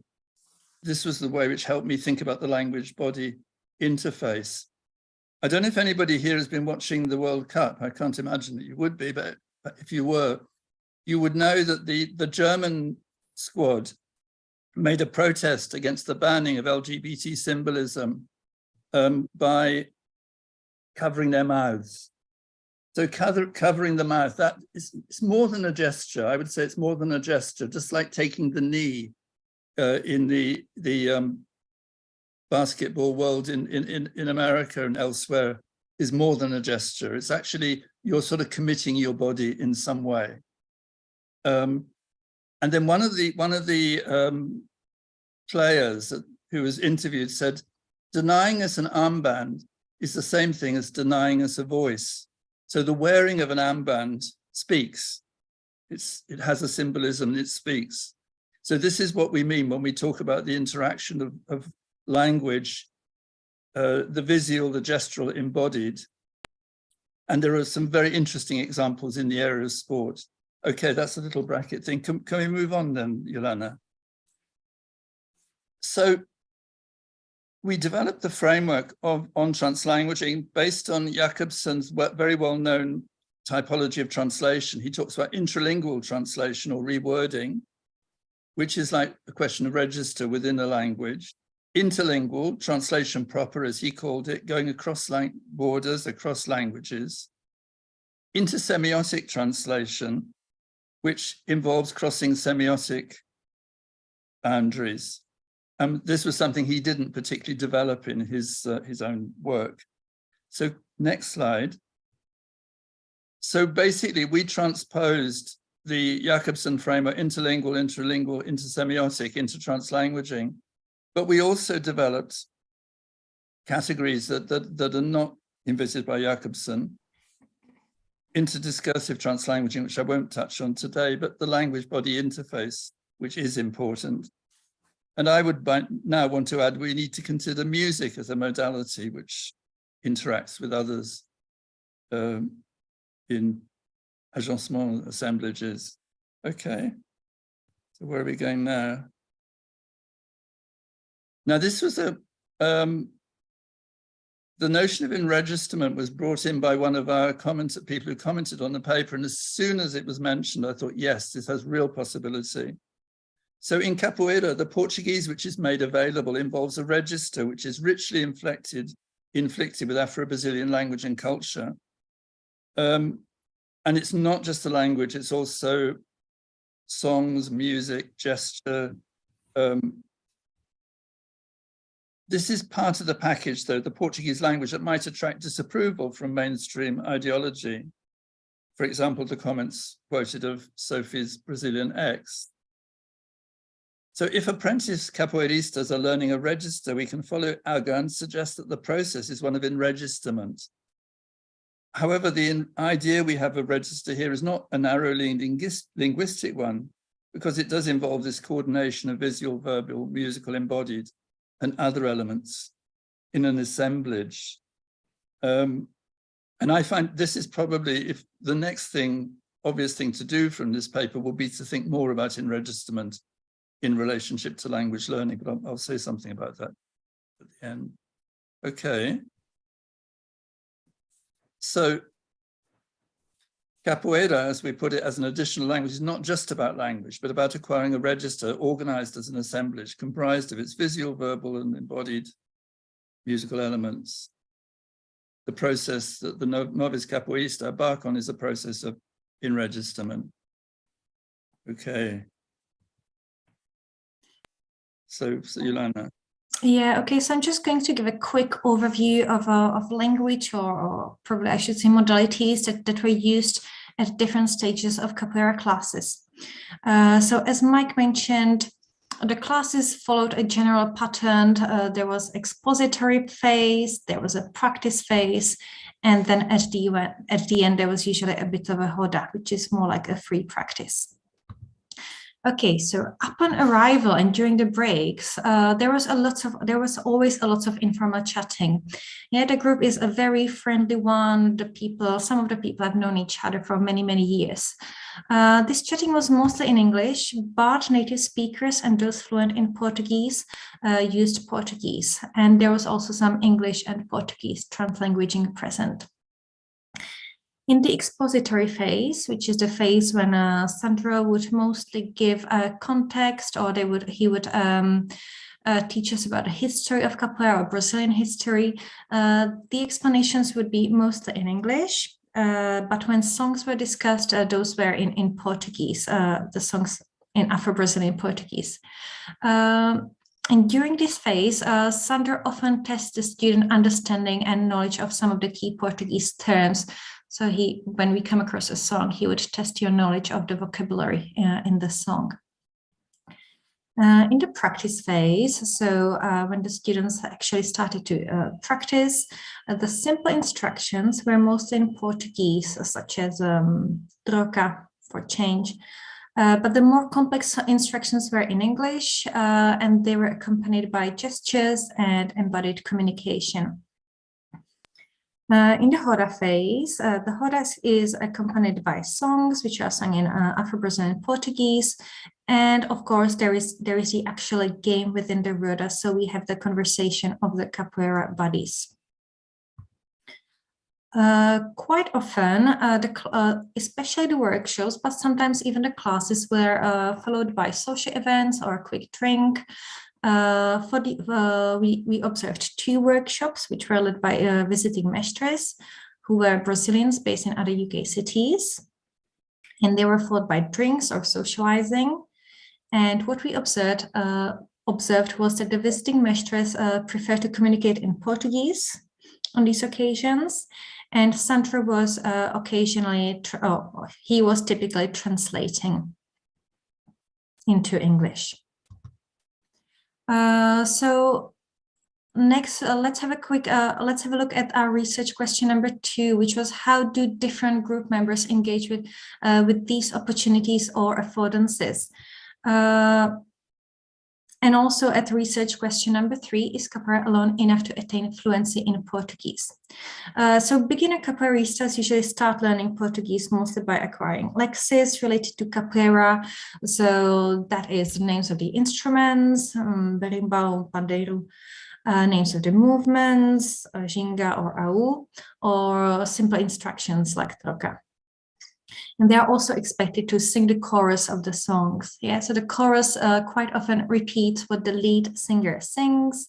So quite often it is based on repetition rather than producing actively the language. So advancing from the stage of the beginner, the one that I have described earlier, the stage when the capoeirista knows the lexemes related to capoeira, to a deeper knowledge of the language can be a challenge, as our research suggests. Still, from our observations, it became apparent that some of the students can effectively communicate in Portuguese. So next, I will hopefully show you a video of one of the students who was a French capoeirista, and not Sophie, but a different French capoeirista. And it shows how she responds to the maître's apology in Portuguese. Okay, so I won't play the, oh, okay. Well done.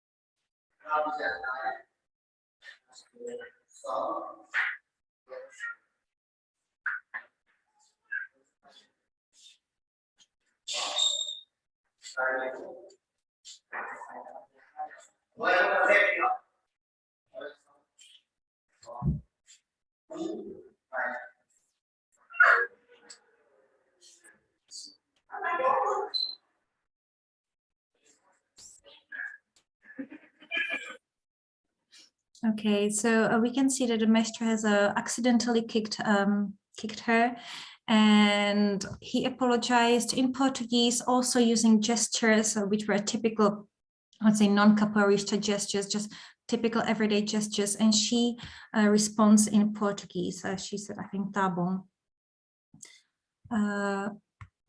Oh, I'm trying to go to the next slide. Oops, yes, okay. So we were looking at how different people engage with the language learning affordances. And we just demonstrated that some of the students are fluent in Portuguese, excuse me. Whereas I would say the majority of the students were not, and they spoke Portuguese to a varying extent.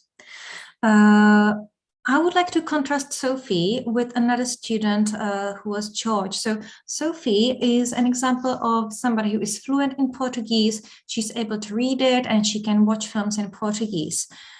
George is an advanced capoeirista. He has no problems understanding Portuguese in the context of the classes. He can lead a roda, which means he can be the lead singer. He can sing, he understands the songs he's singing. However, he has difficulties using Portuguese in everyday situations. So he has not really progressed from using Portuguese within the closed context of capoeira to let's say, to take it outside the context of capoeira. So Sophie is a native French speaker, also speaks some Spanish and English.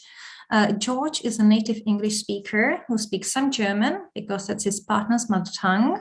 So as we can see, they both speak another language. Sophie, interestingly, has never been to Brazil. George has spent 1 month in Brazil. However, he said he couldn't really connect with it. So he spent one month mostly traveling with his partner. He has visited different places. However, he told me he's always felt a little bit out of his comfort zone. Couldn't really connect to the place. Sophie is very interested in Brazilian popular culture, such as music, films, and so on. George is not particularly interested in Brazilian popular culture. Sophie has experienced a period of time when she was exposed to Brazilian culture. As we mentioned, she had her ex-boyfriend she had a Brazilian boyfriend. For George, apart from the trip to Brazil, he hasn't experienced a period of time when he was exposed to Brazilian culture for an extended period of time. So I believe that this personal characterization to an extent explains their language achievements. So for me, what really makes a difference is the fact that Sophie is really interested in Brazilian culture. She's interested in the culture beyond the context of capoeira. Whereas George, he's quite happy he is learning Portuguese for capoeira.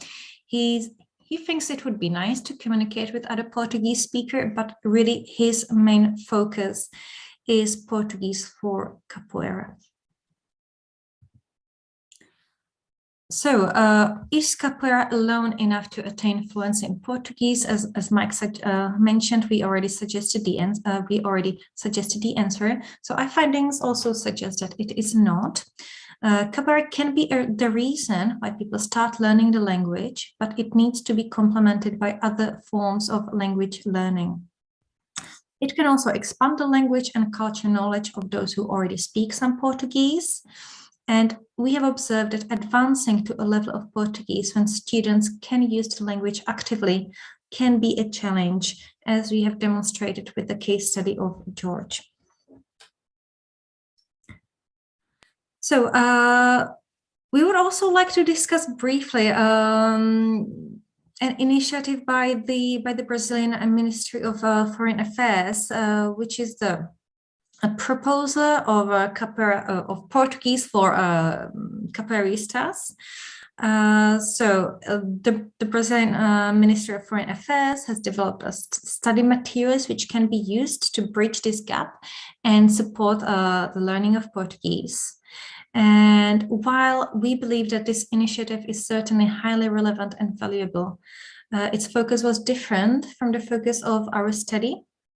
So while the MR initiative looks at the language mostly in isolation, in our research, we look at language from the perspective of translanguaging and as one of the modalities used in communication, alongside other modalities such as music and semiotic repertoire, such as gestures, Afro-Brazilian Portuguese, and so on.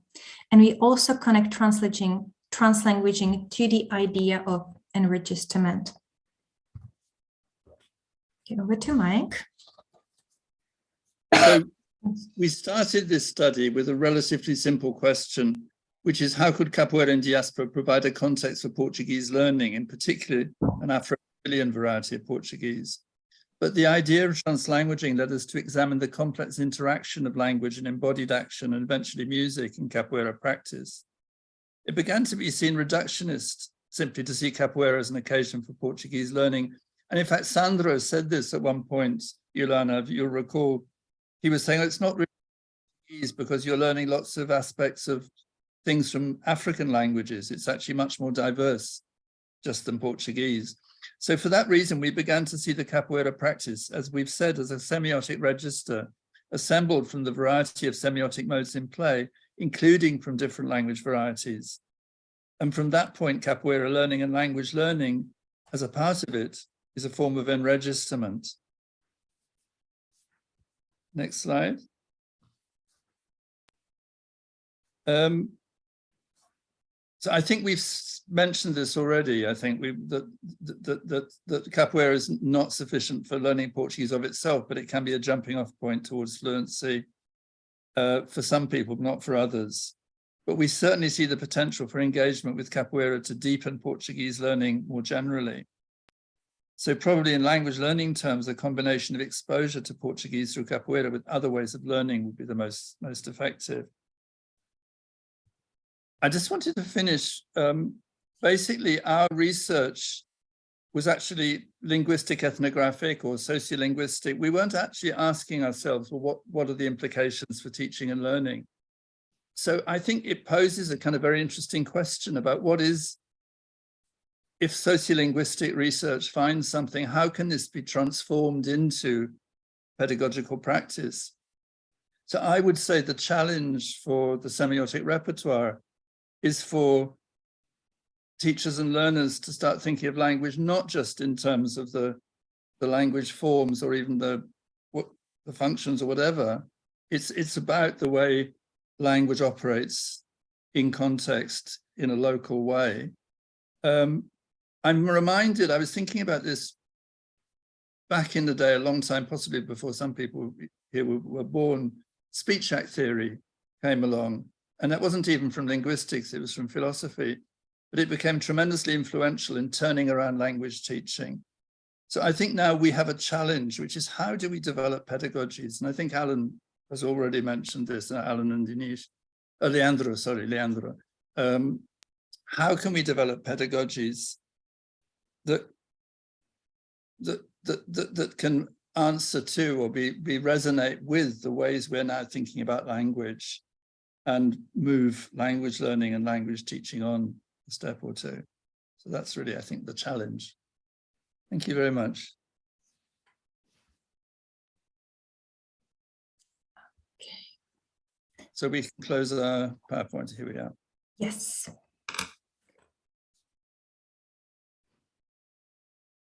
Thank you very much, Jolana and Mike. This was amazing because you moved on from the text, so it is great. So can I now invite Kathy to start with her discussion, which we are all looking forward to. Yes, that's fine. Can you all hear me? Can you hear me? Yes, yes. Yes, we can. Yes, okay. Please Okay, great. Okay, I don't have any PowerPoint or any slides to show. I'm just going to talk. So I hope that's okay. Is everything sort of set up all right? All right? Thank you. It's everything is fine. Thank you, Kathy. Yeah. Okay. Yeah. Start. All right. Okay. Thank you so much for the invitation to this exciting event and to the launch of your wonderful collection. It's nice to try to picture you all in Sao Paulo, enjoying time in each other's presence, physically at last, but it's also nice to see those of you online in different parts of the world. And many thanks to Mike and Yolanda for this beautiful article and presentation, which has given me, and I'm sure all of us, so much to think about. I just want to sort of start off by mentioning a point that they didn't make in the presentation, but is in the paper. And I'm sure those of you who have read or will read the paper will pick up on this, that about the origins in slavery of capoeira, and a sort of a kind of very tentative mention of the word capoeira in the indigenous Tupi word Apuamera, which means a young forest in a place that had previously been cleared. And I loved to think of this while reading the paper. This was a place where runaway slaves practiced their fight skills, as well as the place where they would ambush those sent by their masters to capture them. I love this idea of the young forest in the place that had previously been cleared. I think the sort of, all sorts of resonances with that idea. So Mike and Yolanda's paper circles around the idea that in the context of increased diasporic migration and mobility, it's worth exploring new approaches to language learning, which build on informal contextual and social approaches, possibly drawing on authentic language, bringing the outside in, learning in the wild. Capoeira offers a fascinating site for exploring these ideas. However, as Mike and Yolanda delved more deeply into how languaging, I would call it, takes place in the activities of the group, they started to see how difficult it became to focus on language in isolation from everything else going on in capoeira, the music, the movements, the rhythms, the cultural history, and so on. By taking us through the routines of capoeira classes, these entanglements are revealed in their beautifully detailed ethnographic descriptions, moment by moment. Surrounding this core to the paper, Yolanda and Mike trace something of the history of capoeira, with its roots in the slavery and the savagery of the slave trade, a period of illegality of capoeira and its take-up by street gangs to its widespread current popularity. The authors also trace the very moving stories, and we saw some elements of that, of the contramestre Sandro, his own personal struggles, and how he came to capoeira and its teaching. In working with their research focus, which was the affordances of capoeira classes in schools, they explore with great care and caution what a transition to a more active production of language on the part of students could involve.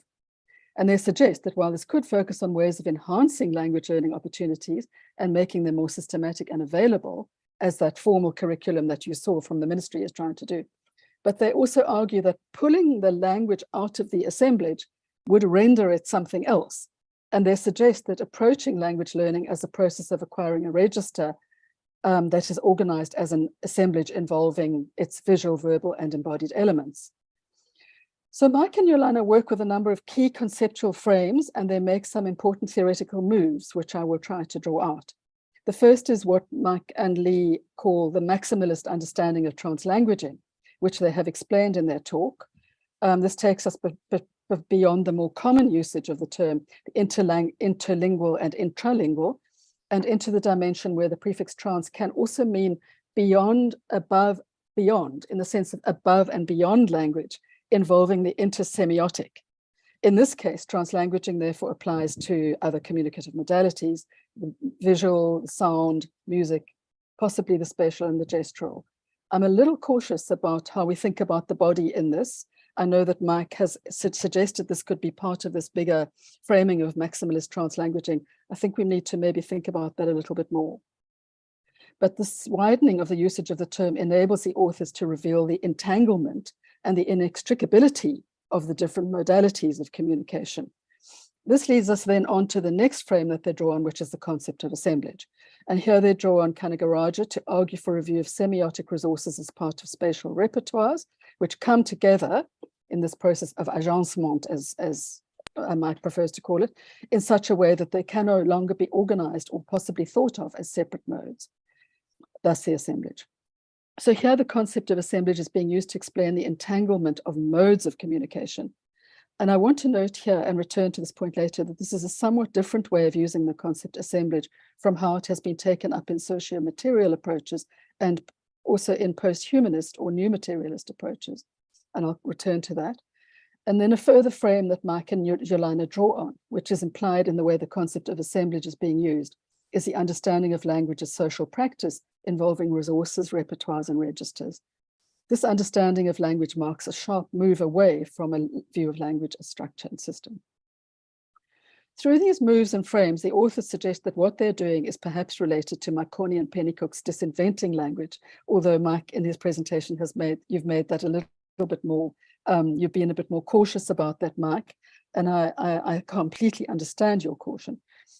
In Marconi and Pennycook's work on disinventing language, they comment on the limitations of current conceptualizations of multilingualism, which they argue continue to rely on language as conceptualized as bounded countable entities.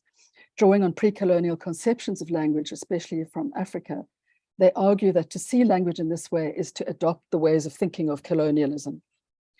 I think that the paper and Capoeira itself offers us a very privileged view into rethinking how Portuguese can be conceptualized differently, for example, in the ways in which Sandro refuses almost, I think he's refusing to see Portuguese as Portuguese in his classes, instead drawing on its sort of Afro-Brazilian fusion and its elements of Yoruba and Creole, which he mentions in one of the pieces of data. So before making comment on the affordance of Capoeira classes for language learning, I want to raise a few questions about how Capoeira gets recontextualized across time and space from the possibly hundreds of years ago, from the young forest in the clearing in the forest, through the street gangs, through the period of illegality, to the streets of Brazil and favelas of Brazil today, to the curriculum and to a variety of classes in schools across the world. I see Jolana and Mike's paper is mostly taking a synchronic approach in the current conjuncture, where they look at it as it is happening now, when at a time when Capoeira is to some extent being exported, possibly becoming more didactic and possibly even commodified. Forgive me if I misrepresent it here. I hope I'm just suggesting this, I'm not arguing it. Of course, I wouldn't know. And I'm wondering whether by trying to take a more diachronic approach, we might see threads in the present that may bring us around to some different ways, even further different ways of thinking about language, about what a concept that I'm thinking with about, which called unthinking language, rather than disinventing it. And the play on the word unthinking language is deliberate. In doing this, I found myself wanting to try different frames and moves for thinking about Capoeira while reading their paper. For example, what would a socio-material reading of it reveal? What would a decolonial reading of it involve? What would an affective reading of it involve? What would a reading informed by post-humanism or new materialist theory involve? And the approach that I'm most interested in at the moment, what would a reading informed by the emerging frameworks of what's called language materiality and language ontologies reveal? Such readings could cast some light, perhaps, on the dilemmas that Mike and Jolana experienced as they put into place the different frames and moves to answer their research questions, and which they have both illustrated so beautifully and transparently some of the questions and dilemmas. And this may also allow this idea of different readings, and I'm suggesting them with great tentativeness because I think it's a very, very beautiful paper, but I'm wondering whether perhaps different readings could take into account more of the data than the current frames seem to be allowing. But a few initial observations. First, I have some reservations about the use of the term translanguaging for the intersemiotic dimension and where this takes us. I find myself wondering if it is adequate to the task that it needs to do. We're taking the word translanguaging and applying it to these different modes. And it's trying to explain how we can conceptualize language in relation to these other modes of communication, as well as the material and the spatial. I'm reminded of Brian Street's early difficulties with the extension of the term literacy to the concept of multiliteracies, which he felt reified channel of communication, applying the concept of literacy, for example, to the visual or the body or whatever, the gestural. When Brian preferred his idea of multiple literacies, rather, which helped us understand literacy as social practice within domains of practice, like the family, religion, the school, the marketplace, and so on. So I wonder whether this extension of the approach is happening in order to deal with a sort of anomaly in the theory, and whether it's a close enough fit to explain what's going on in capoeira. Secondly, while the concept of assemblage and agencement is very valuable in the way it's applied here, it's not quite the same as how it would be applied if it were used in a socio-material or, for example, post-humanist approach. Here, Mike and Yolana are using the concept to conceptualize how modes of communication become entangled, and the focus is on communication, become entangled and inextricable from each other. Whereas in a socio-material or a post-human, perhaps, approach, the concept is often used to explore how the human is intertwined with what can be called other ontological entities, like non-human animals or plants or material objects or infrastructure and so on. This is this shift away from the human. It involves a consideration of how we move beyond human-centered approaches towards understanding humans in relation to these other ontological entities, we could call them. So in the next section, I just want to try and push this a little bit further. We're very cautiously, and I'm just going to try two examples of possible different readings of the data, and this is really conjectural, and I hope not really inappropriate, but different readings of the data to cast light on approaches which might draw on some different frames and moves. So one example I thought about, maybe to think differently about the song that you told us, that you explained to us so beautifully, but the song about the snake in the hole. That story takes on a very different, and I don't know what to call it, other than perhaps a different ontology, when Sandro explains how it plays a role. It relies on very deep idiom, which requires engaging with in ways that are often not accessible to those who might have been educated in Western systems. If you think, it requires thinking that a snake might bite you, nothing unusual about that, but that something like the bite might come from a person attacking you in the capoeira. The snake then becomes a person, and you have to make that shift as the capoeira player. But perhaps that person was originally a snake way back in a different time. And then the old hole signifies that the attacker is older. So the attacker needs to be thought about in possibly very material ways, the snake in the hole, and then translated into the current events that are happening in the game, to use the term they use. So these are not very linear meaning-making processes, but they seem to involve analogies which are very visual. And this idiom suggests not other ways of thinking, but an apprehension perhaps of other ways of being, in which perhaps humans are connected with animals and physical matter in processes that might be quite hard for many of us to grasp. At the same time, a charm is invoked for protection, and that in itself references perhaps the introduction of Catholicism in the form of St. Benedict, possibly the taking hold of idioms of Western religion into very different, possibly originally shamanic practices or forms of ancestral religion. Thinking of this, slaves having come from Africa and so on, whole Afro-Brazilian connection. And then the very repetition and the rhythm of the song might contribute to the ways of understanding it. So I'm not saying that the repetition and rhythm come together with language and so on, but that they are absolutely, they don't contribute to each other, they structure each other, which are different. And Mike, you did mention this about how the importance of the music. I found myself wondering a lot about that, as well as about rhythm. I know you might think about rhythm as a mode. I'm wondering about it slightly differently, and I'm not sure if I'm making that clear. And these may be very different ways of learning from those which have relied on understandings of language as structuralist and immaterial, based on the original idea of the arbitrary relations between signifieds and signifiers.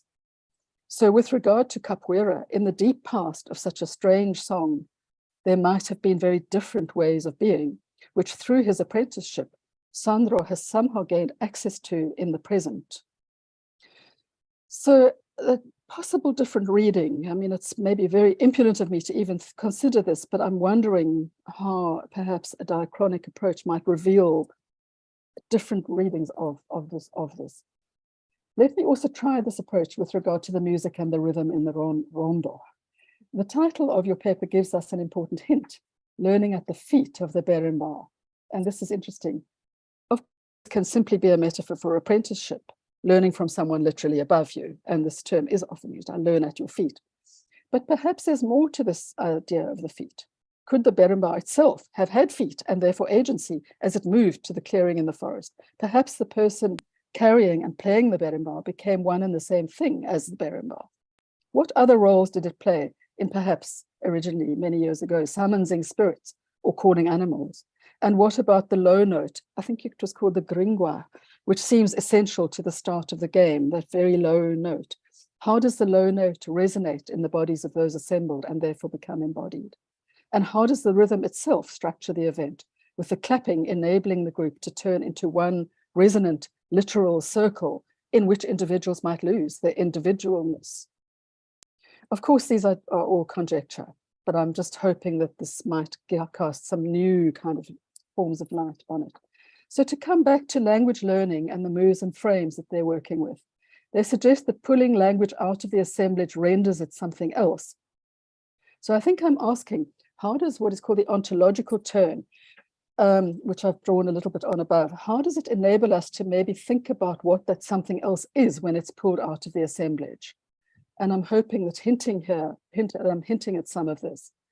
So some of us working in decoloniality find it helpful to differentiate between different ways in which the term language is used. Love's distinction between first order and second order language is worth considering, because the first order embodied and processual. First order language is an experiential flow that is enacted, maintained, and changed by the real-time activity of participants, and often seen as languaging or language practices. And many of you will recognize Maturana and Veronelli in such thoughts, such ideas. Whereas the second order refers to the idea of a denotational code-like system of abstracta that can be separated from embodied and affective dynamics. And this is sometimes referred to as language with a capital L. Thibault argues that to construe this flow as sequences of abstract forms is a radical misconstrual of what people are doing in their languaging. And that he means a problem emerges when we mistake the second order, the abstract system, for what is happening when people use language in the real world, as he puts it. So I'm just going to try and skim a little bit here. So that can be applied to multilingualism, but I'll leave that for the moment, that idea. But I think linguistic anthropology is bringing up some very thought-provoking approaches drawing on this ontological turn. Huck and Heyrick argue that in the efforts to overcome the conceptual gap between languaging and what language is in that sense, the second order concept, much research has shifted the focus away from language towards semiosis, discourse, performance, and related concepts. But they suggest that bypassing the question of a definition of language and confining our theoretical frameworks to concepts such as semiosis or action removes our analysis even further away from the phenomena we are observing. We're simply transferring the problem of linguistic ideological difference to another level. So they suggest an ontological approach, which isn't seen as an alternative to language ideological approach, but they suggest that the language ideological approach might leave the object language of inquiry intact. And I just want to mention some of the work of Magnus Kors, who works on the edge of Chile and Argentina amongst the Mapuche people, in his article entitled Words Beyond Meaning in Mapuche Language Ideology. Having worked amongst the Mapuche, Kors finds himself asking if Mapudungun, the language of the Mapuche people, and Spanish are two different kinds of the same thing, or are they two different things? Entering deeply into his Mapuche interlocutors' thinking through many years of ethnographic research, his writing starts to bring us back to the first and second order language. when asking, are there two different kinds of the same thing, he starts to say, if we see this as a language ideological debate, we may be skating around the question of what language is. The ethnographic work showed that certain practices, especially ritual practices, and I think this is of relevance to capoeira, had to be carried out in Mapudungun, not in Spanish. He shows how this can be argued through on the basis of a language ideological position, but he's convinced that's not enough. He thus argues that Spanish, unlike other non-Mapuche languages, is understood as an arbitrary and fungible system of representation. Mapudungun, on the other hand, is understood as deeply and fundamentally attached to the very fabric of the world. Spanish is, he says, to Mapudungun as symbol is to index. While they are both classified as speech, Spanish is white people's speech, while Mapudungun is the speech of the land. For the Mapuche, language carries a force in excess and beyond that of the speaker's intent. It's distinct from what the speaker and beyond his or her control. The term nuan, or force, is singular and multiple and refers to a multiplicity of forces inherent in and constitutive of the world. So Course argues that the Peircean, he moves on to Peircean semiotics, which is very influential in the ontological term. The concept of index is fundamentally about meaning, but he argues that while Mapudungun bears meaning, it does more than that. It has an excess, a force irreducible to meaning. He then comes around to argue that Mapudungun and Spanish are both two different versions of the same thing, and they are different things. So I want to just try and bring this back to language ideologies and to some of the questions about language learning, to language ontologies now, not language ideologies. So in a recent paper I've been working on, we identify sort of three different language ontologies, sort of Saussurean structural linguistics, which could be seen as an essentialist language ideology based on the principle of arbitrariness. A second non-essentialist ideology would look at meaning as having central weight and seeing language as constructing meaning in practice. This suggests to a shift in language study where indexicality replaces denotation as the more encompassing dimension of social action. And this work has led to the vast body of work on language ideologies, which has been so influential in the field of multilingualism and has led to powerful ways of conceptualizing power and domination as these are played out in language policies and practices. A third ontology of language could be this idea about assemblages. And here there are two ways of thinking about the assemblage. The one where we think about language in relation to other modes of communication. But again, we might be not thinking sufficiently enough about language, but rather about language in relation to other modes of communication. Or the other one, the more socio-material approach, where we think about human communication in relation to other ontological types. But I believe that the work of Course and others, I'm nearly finished now, who are drawing on frameworks of language materiality and language ontologies, or might be pointing to another language ontology, one which goes beyond the above, the three that I've been talking about. One which foregrounds language as both indexical and iconic. And I'm wondering whether it might be possible to think of some of the uses of capoeira and the languaging that's going on in this way. And this may be a reason why capoeira would resist systematization and opportunities for further language learning. It may be possible to examine the data further by thinking about it through this way of thinking about language as both as indexical and as iconic itself. While I've tried to sort of take us on a sort of a journey through some different ways of perhaps looking at what's happening in capoeira, I do come back to the same sort of idea of Michael Nyolana, that in the end, I agree that capoeira cannot really provide a space for the kind of additional language learning that we traditionally think of. And I agree that language learning can be experienced as enregisterment, but I'm wondering whether it's possibly enregisterment into an ontology of language that might be at different or at odds with some of the ontologies of language that students might already be holding. So those are just some sort of very broad kind of thoughts in response to this sort of very beautiful, meticulous work that is embodied that is represented in the paper. And I hope that you found them interesting. Absolutely. And if I could just briefly respond before we go into a more general mode. I mean, Please a do. characteristically brilliant summary that Kathy's provided. And I love the directions she's pointed us into. One point about these sort of the three moves, as it were, in sort of understanding language. I think performativity is incredibly important. And I would, so for me, that would be the move after. Indexicality is purely on the level of the semiotic meaning making. Performativity takes it out into the world somehow, and that's what I think is important. Yes. But the diachronic, I think, is so important. I mean, we didn't. Sandra wasn't really a focus in the study. We were really looking at things, but as soon as you start to look at Sandra, I mean, his life story is breathtaking. I mean, just simply a paper which was around the way he kind of constructed his life, but also the way he was absolutely committed to making visible things you're talking about in the story and the songs. As soon as you mentioned the sort of the post-humanist, I immediately thought of that Snake song, because it's incredibly rich, and I think you did a wonderful job in unpacking it. Okay, thanks. So no, I absolutely enjoyed your talk. I hope is it written down? I hope it's available for us to sort of. It's almost there, so I can just do a bit of tweaking and I can circulate it then, as well as a couple of references, perhaps.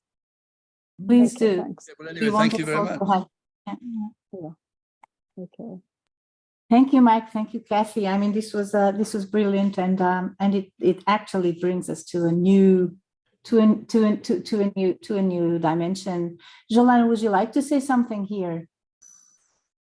I would just like to say, Kathy, thank you so much. That was just fascinating. That was brilliant. And yeah, I hope that this is going to be written down, so this is going to be available. I was just making notes as I was listening to you, and yeah. So I think the whole idea of commodifying capoeira is quite an important one, because, and also I think it also applies to language learning, because I believe in this kind of commodified way of capoeira teaching and learning. The traditional language learning might be a little bit easier to add to. So I know that some capoeira schools, they do language learning classes that actually precede the actual capoeira class, which is something quite different from incorporating the language learning within the capoeira class, which I believe is something that's extremely challenging.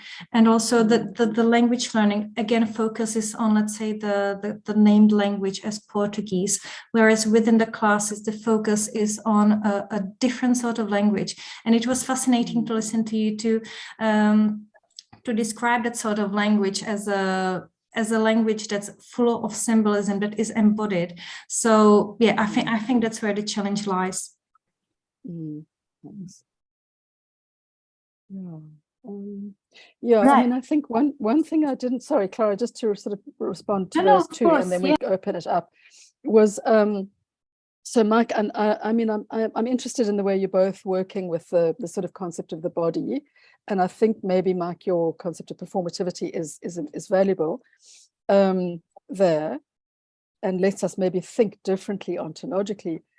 But I don't see, I think your focus is a lot on communication, modes of communication in capoeira. And I sort of wonder whether we aren't limiting ourselves by thinking about that. So when I think about something as embodied, I don't think about it as any longer. I used to. I mean, obviously the gestural is a mode of communication. It indexes clearly in the deictic sense.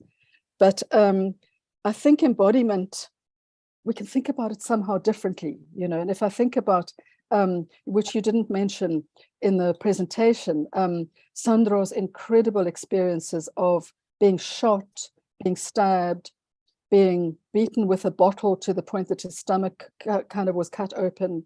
And then the wider history of capoeira and how it comes from the savagery of slavery with its lashing and branding, mutilating and so on, and how those how the you know, the sort of diachronic view lets us understand something about that history.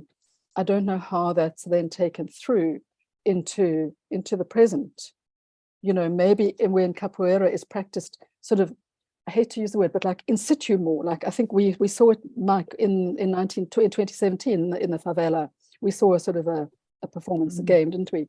And you know, it sort of feels different from when it's taken into a classroom of some kind. And one wonders how the kind of carrying of those threads of that embodied kind of history gets taken through into the movements as well.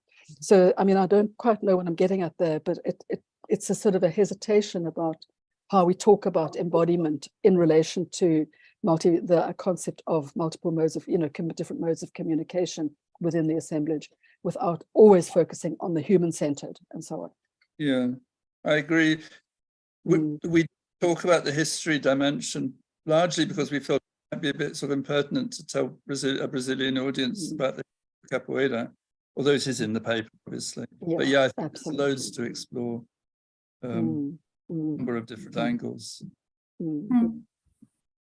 I also wanted to say that the let's say dark history of capoeira that you're referring to, the period of illegality, from my experience, I really wonder how Alan feels about that. From my experience, some capoeira schools, they completely leave that information out, the references of capoeira being used for street fights and so on. I think the fact that I have trained with Sandro and that we observed Sandro, who is very open to this, and he admits it, and he sees it as a valid part of the practice. It's part of its history. He doesn't deny it. However, it can be attached to stigma. So there was a time when capoeira was stigmatized for this reason. Therefore, there is this effort to kind of distance from those things. So Alan, what would you say? Yolanda is inviting me to this conversation because I was also a capoeira practitioner, and yeah, I totally agree that in this process of like becoming globalized, capoeira was kind of cleaned up from part of its history and part of its contradictions, and also issues that could raise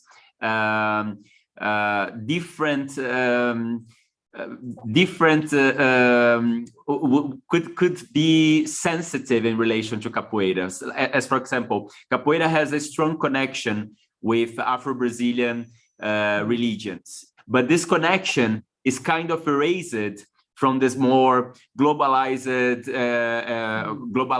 capoeira that we can see around the world. And for example, I think when you are talking, Kati, about like this process of being in a sense enregistered in capoeira, so as an ontological change in how you are, I could remind, for example, some of my first experiences in capoeira that were of changing your own self. So how do you feel about yourself? How do you are in a collective being? So you are not anymore just yourself. Maybe Yolanda could talk a bit about this when you are like practicing, for example, for many hours, or when you have workshops for many days, and then you are in a kind of different state of mind, that you are connected with the other people collectively, and you are not just yourself. You are connected with all the feelings that are around in a group of capoeira. Alan, I think you train harder than me, and that's all I have to say to that.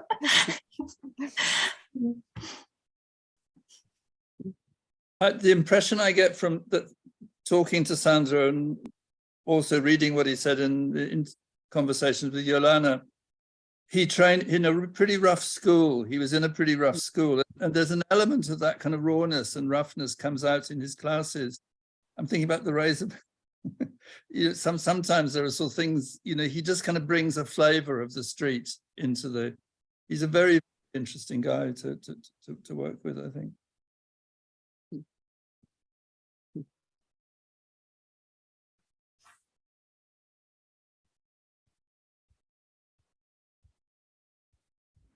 So Kati, Mike, and Yolana, we have a question here from Margaret Schilater about this idea of attaining fluency in Portuguese. So I can read it here. Thank you for your article. I'd like to understand what concept of attaining fluency in Portuguese you have in mind. It seems that it goes back to a linguistic-only perspective when the answer is yes or no, considered both participants mentioned, to is capoeira alone enough locally to attain fluency? Could the answer be different if you consider language use, learning, experiencing certain uses, and being able to participate? I think also it brings a connection with the discussion that we are making here. To me, fluency is a kind of shorthand expression, and when you unpack it as what was the questioner's name? Margarita. When it was unpacked, when Margarita unpacked it, that's exactly what I think. So I completely agree with. So do I. It's very simplified. It's the way we present it. The idea of fluency is very simplified. I believe what I understand by fluency is the idea of being able to use Portuguese actively outside the context of capoeira. But yeah, I do agree with you that there is much more to it than just that. Can I say something? Yeah. Thank you. The idea is, I think it's always a concern and difficult, right, to talk about learning outside the context where it happens, and also having in mind that people have certain reasons to learn, right? And when you bring all this linguistic aspects, right, with other modes of communication, these people, they are learning to use Portuguese with all these other modes in this specific context, and to participate there, right? Mm-hmm. So I think, and you said so, that I don't remember the guy's name, the participant's name. Sorry? George, yeah. That you could say that George is proficient, right, in his use of, or he is fluent to participate in the roda de capoeira, right? So why would you want him to be fluent in other contexts? This is what I think is not something that we should ask, because this is not the point. So why would we look at what's the other girl's name? Sophie. Why would we say that Sophie is more proficient than George? Because then you are looking at other things. You're not looking at what they want to participate in, right? So. Yeah, go ahead, Mike. I'm sorry. This is true, Margarita, but in a way, what we were doing is trying to ask ourselves, well, does everybody get enthusiastic about Portuguese through learning capoeira? And clearly not. Some people are very happy with leading the roda is basically very participating. And you're quite right. There's no reason why he should learn any more. I'm learning Arabic for poetry purposes. I'm interested in reading Arabic. Exactly. That's it. So with this, so if you ask this question, I think you fall back in this idea of a very of named languages and of only of a proficiency perspective that I don't think we want here. I don't know. Yeah, absolutely. I can just I really agree with the fact that the reason to start a language, that should really be the starting point. However, every time I was talking to George, he felt very, very frustrated with himself. And the thing is that to be an advanced capoeirista, it requires proficiency to read in Portuguese. Lots of the books are written in Portuguese. It requires proficiency to talk to the old masters in English. So the reason I see him as not sufficiently fluent, let's say, it's his own frustration, because that is really what's stopping him from advancing to the next level, let's say. I think this is an important point, that maybe you can always, maybe you could bring up, because so to be proficient as a participant in capoeira is more than what he what he is able to do. This is what you're saying, because the question, I think the question is broad, it is too broad to understand that you are talking about capoeira and not about, being proficient. Okay. Yeah.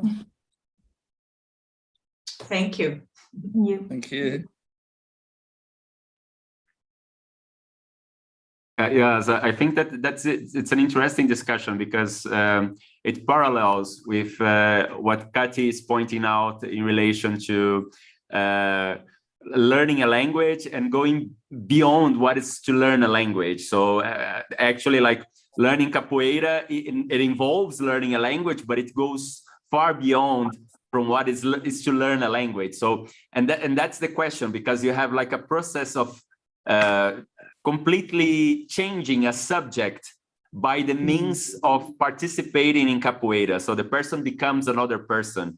So that's an interesting way of looking at this at this issue.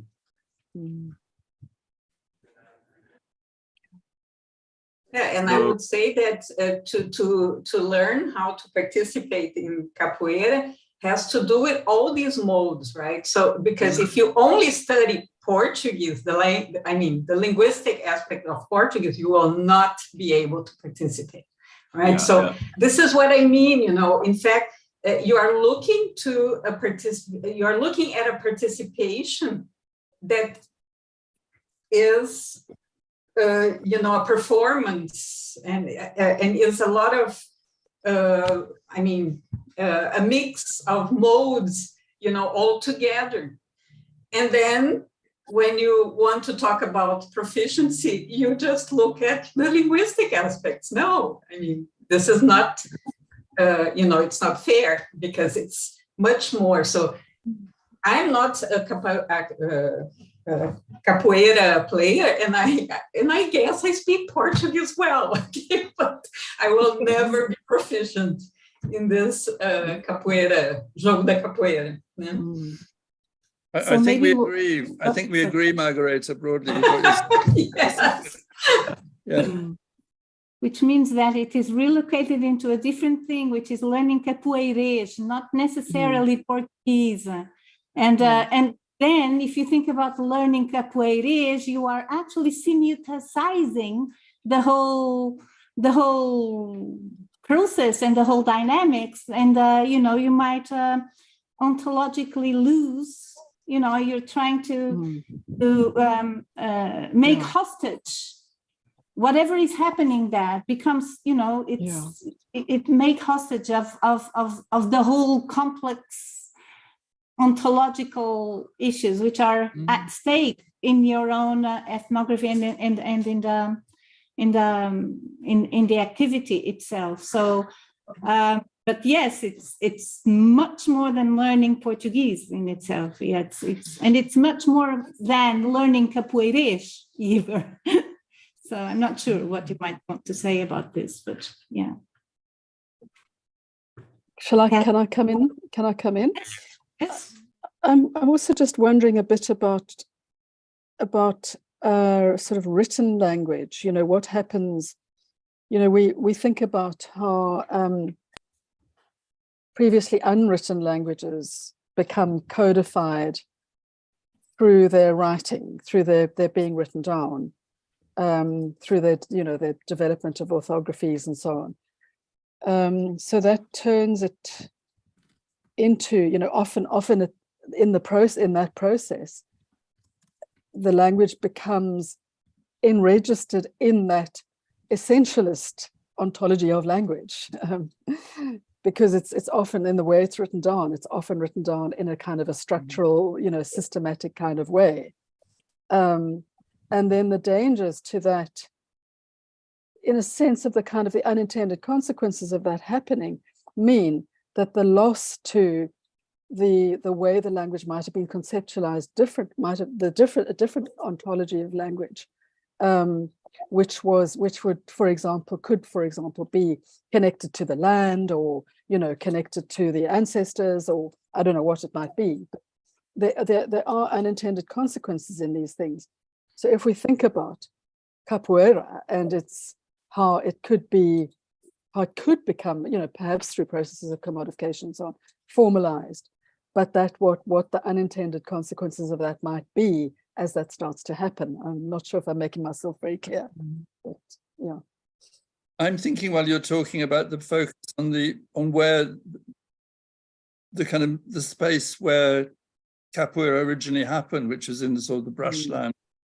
My colleagues at Leeds is a Jamaican heritage poet, and he's published a book called Thinking with Trees, and it's talking about different experience of landscape in Jamaica, and walking in the landscape, a very sort of worked over landscape in England. And I'm thinking the whole idea about the space of the unruly or unregulated space where it happens, that I think is a really interesting area. I'm talking historically, I'm not talking about the...